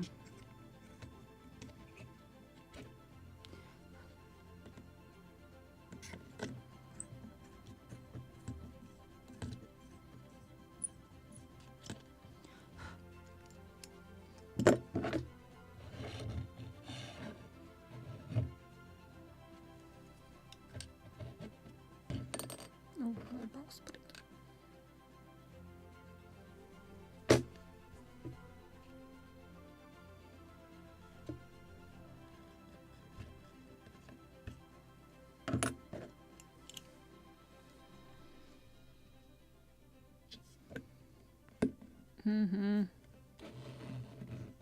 Like this. It's visible now.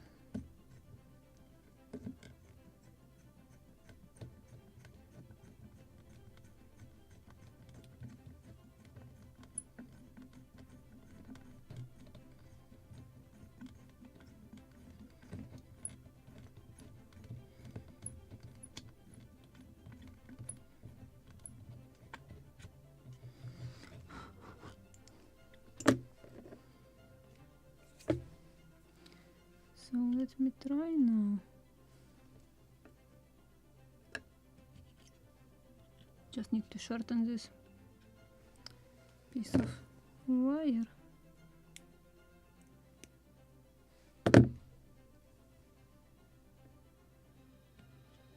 Good. Now I just need to glue it.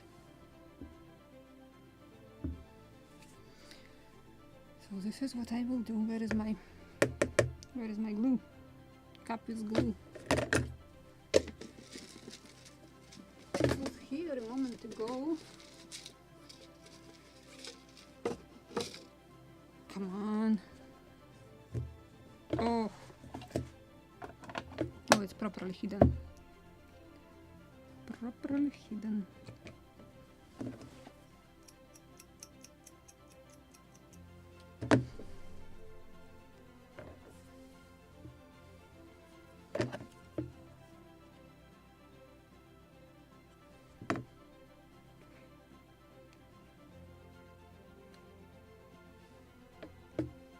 Big drop. Actually, I could apply first. This is what I will do.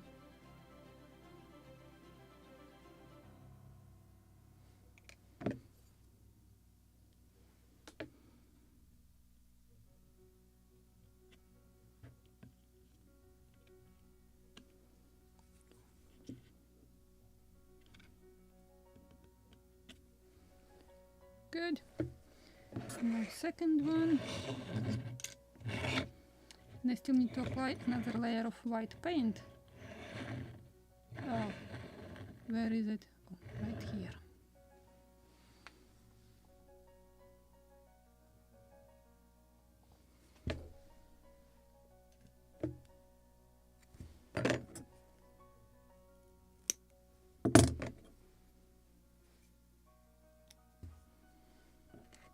Another drop of glue. And this is PVA glue. Just got somewhere cyanoacrylate on my finger and glued two together.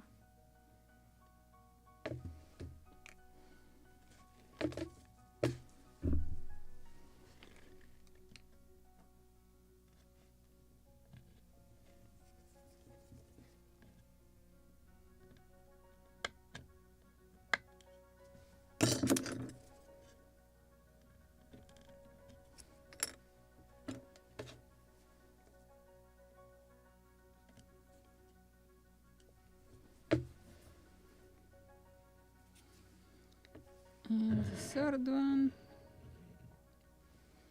Ouch. Glue my nail to my finger. This is not pleasant.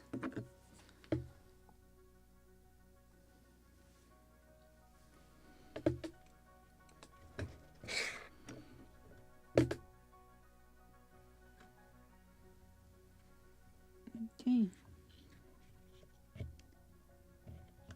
I should drill it first before gluing the tiller, but it's too late already. Now I just will make a longer drill bit.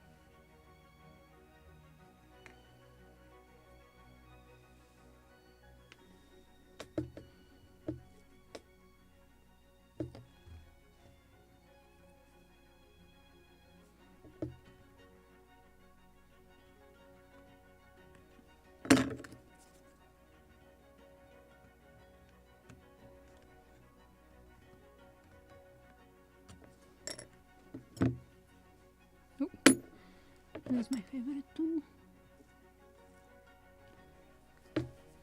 So now is the time to install the MAST and bowsprit. But first I will paint one more time this part.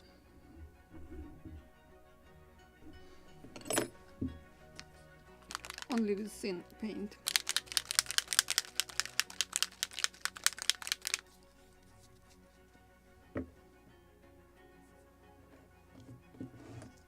Brush.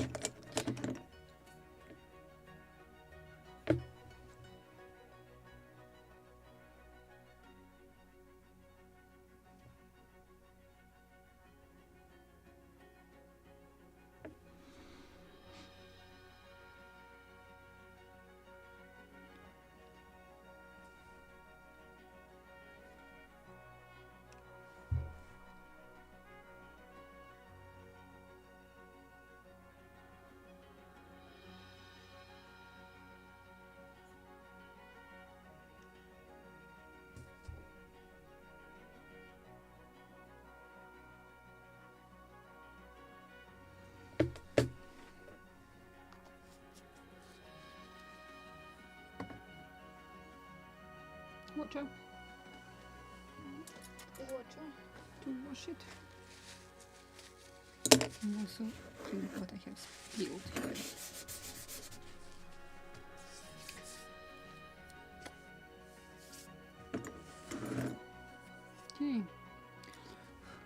let's remove it.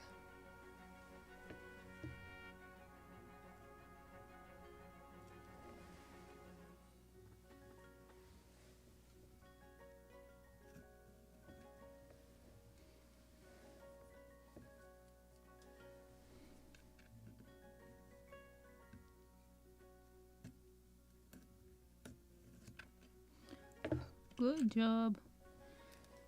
I made it leaked under the masking tape and it's exactly visible for you. But I have somewhere proper paint which I mixed for the deck.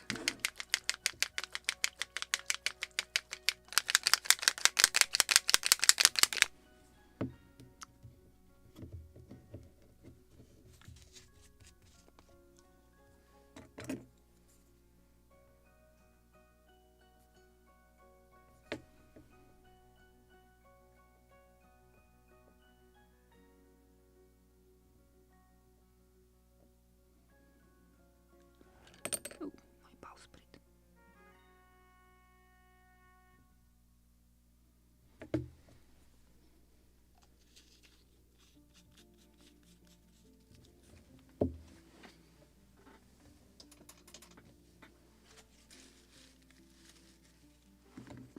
Okay, so now let's install the mast. I will move camera a little farther so you can see what I'm doing.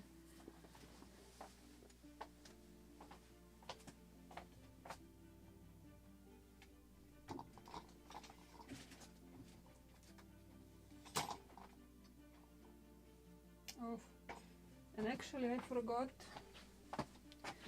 to connect my camera with coupler. It is about to shut down, so let me put my coupler in, because it is already blinking that the battery is almost dead.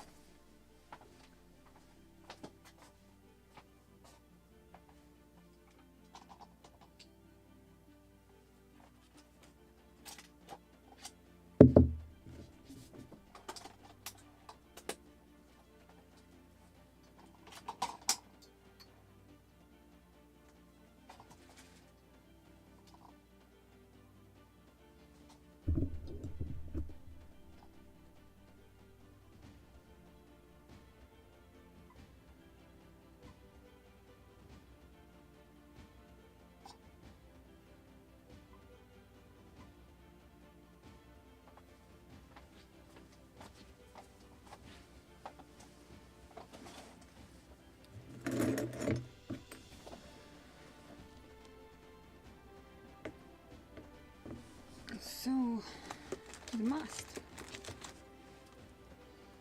So this is our mast. I just tightened the one of the line, halyard I believe, or what is this? Something, yes it is halyard. So let me try which side is front, which is, I believe, this one. And probably it is, after painting, become a little too tight when paint got into the inside.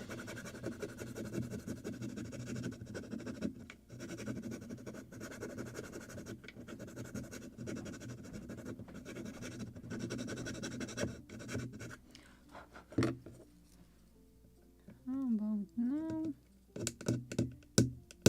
Better, I believe. It is in now. Maybe not really. Oh, now it is in. Should be actually a little lower. I just feel this.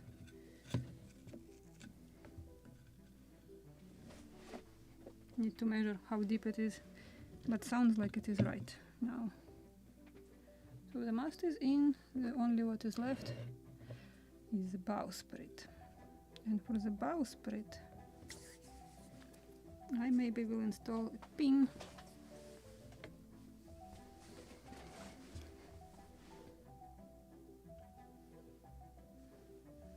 Where is my? So I will make a pin here.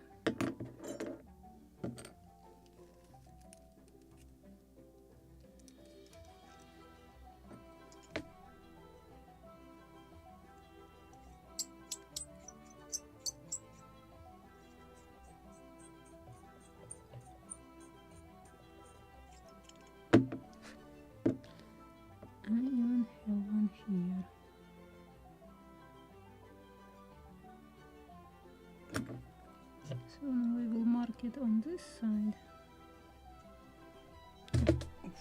Should be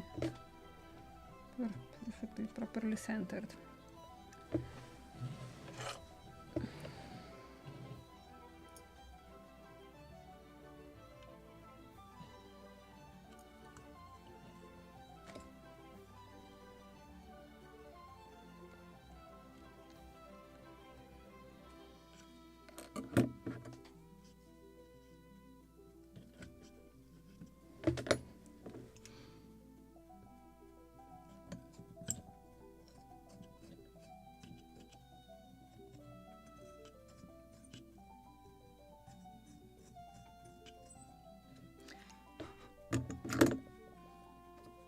Let me try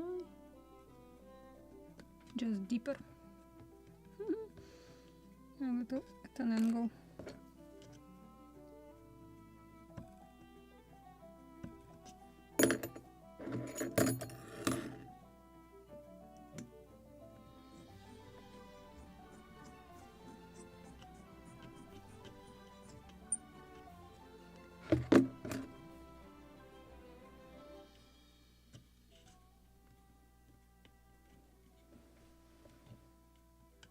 Don't like it.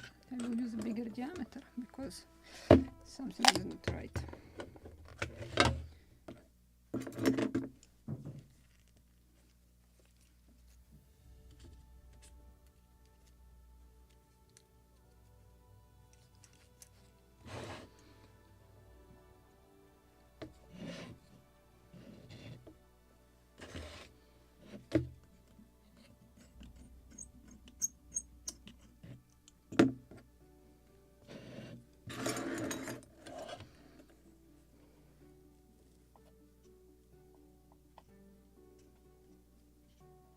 Something like this.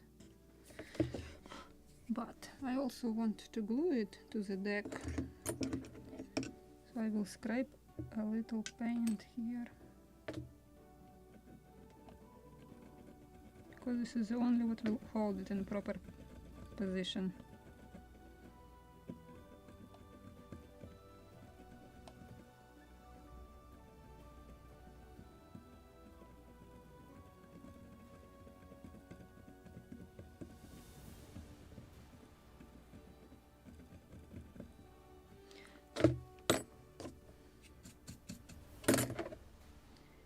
It is a thick layer of paint.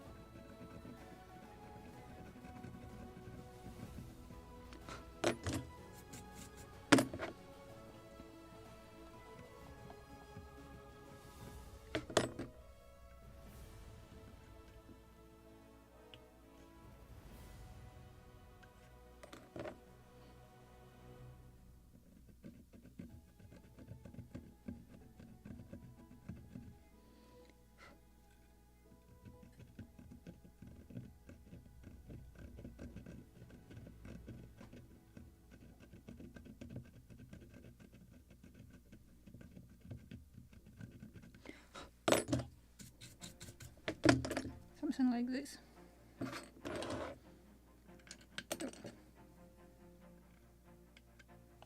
Now I can bring camera closer.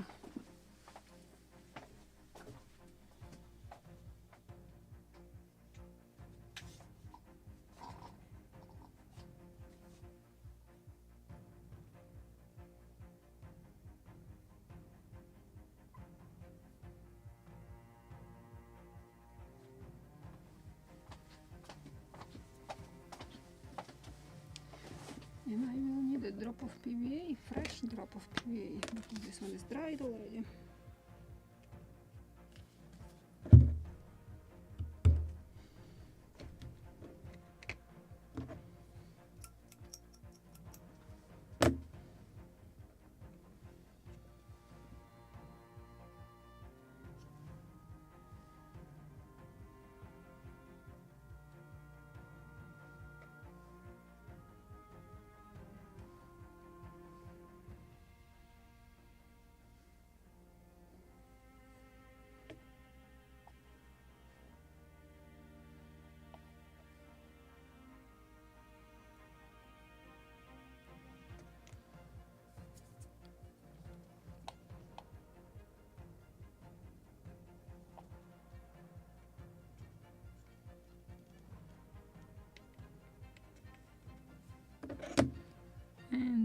probably will clamp it and it will dry till next episode.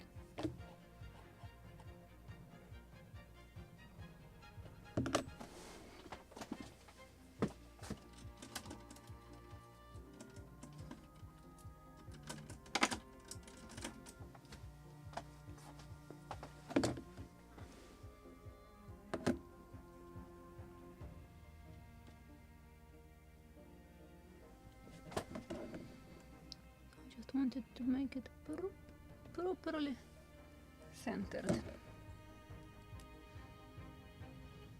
like it is right now, and some glue.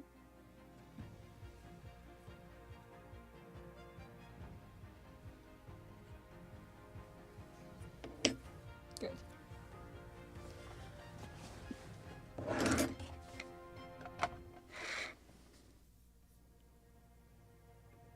So I'm afraid that this is it for today. Just physically I can't hold needle today in my hands. But I hope that next Sunday, because on Saturday we are starting our new project with Philadelphia Gunboat. Yay! I was just digging into that kit and reading a lot of materials which I would like to share with you, some very interesting facts.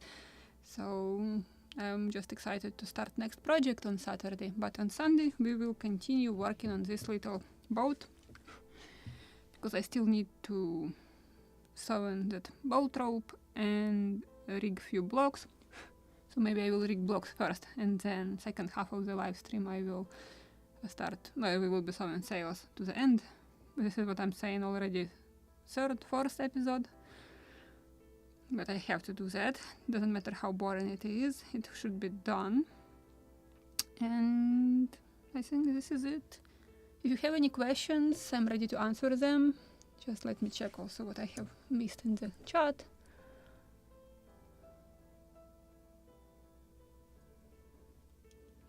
I'm really happy to see you here and to chat with you. This is really makes my hobby again, just enjoying it again. Because as I said, when it becomes your full-time job, it is like you like it before, but when it is full-time job, like, oh my god, I have to do that, I have to do this, I'm on schedule, and this is, you're not enjoying it anymore. But I started enjoying it together with these live streams, and when I realized that to make group builds, this is something what you want to do, because I was afraid that maybe I can get 5 participants, but when I start getting having the group on the Facebook 55 members, and I know that this is not all participants of the group build. I have much more of them in the chat, because I have seen you were texting like you don't have Facebook or you don't know how to join the group. So this is just a part of participants, and I'm really very pleased that you are enjoying it. It just makes my day to the rest of this day, and I just a little calm down with you together. So thank you very much for coming, thank you very much for supporting my channel, because with your support I can continue running it and fixing some my tools and buying something like cables, batteries to make this channel running. So thank you very much for this support, I really appreciate it. And then see you next Saturday with the Gunboat Philadelphia. Bye!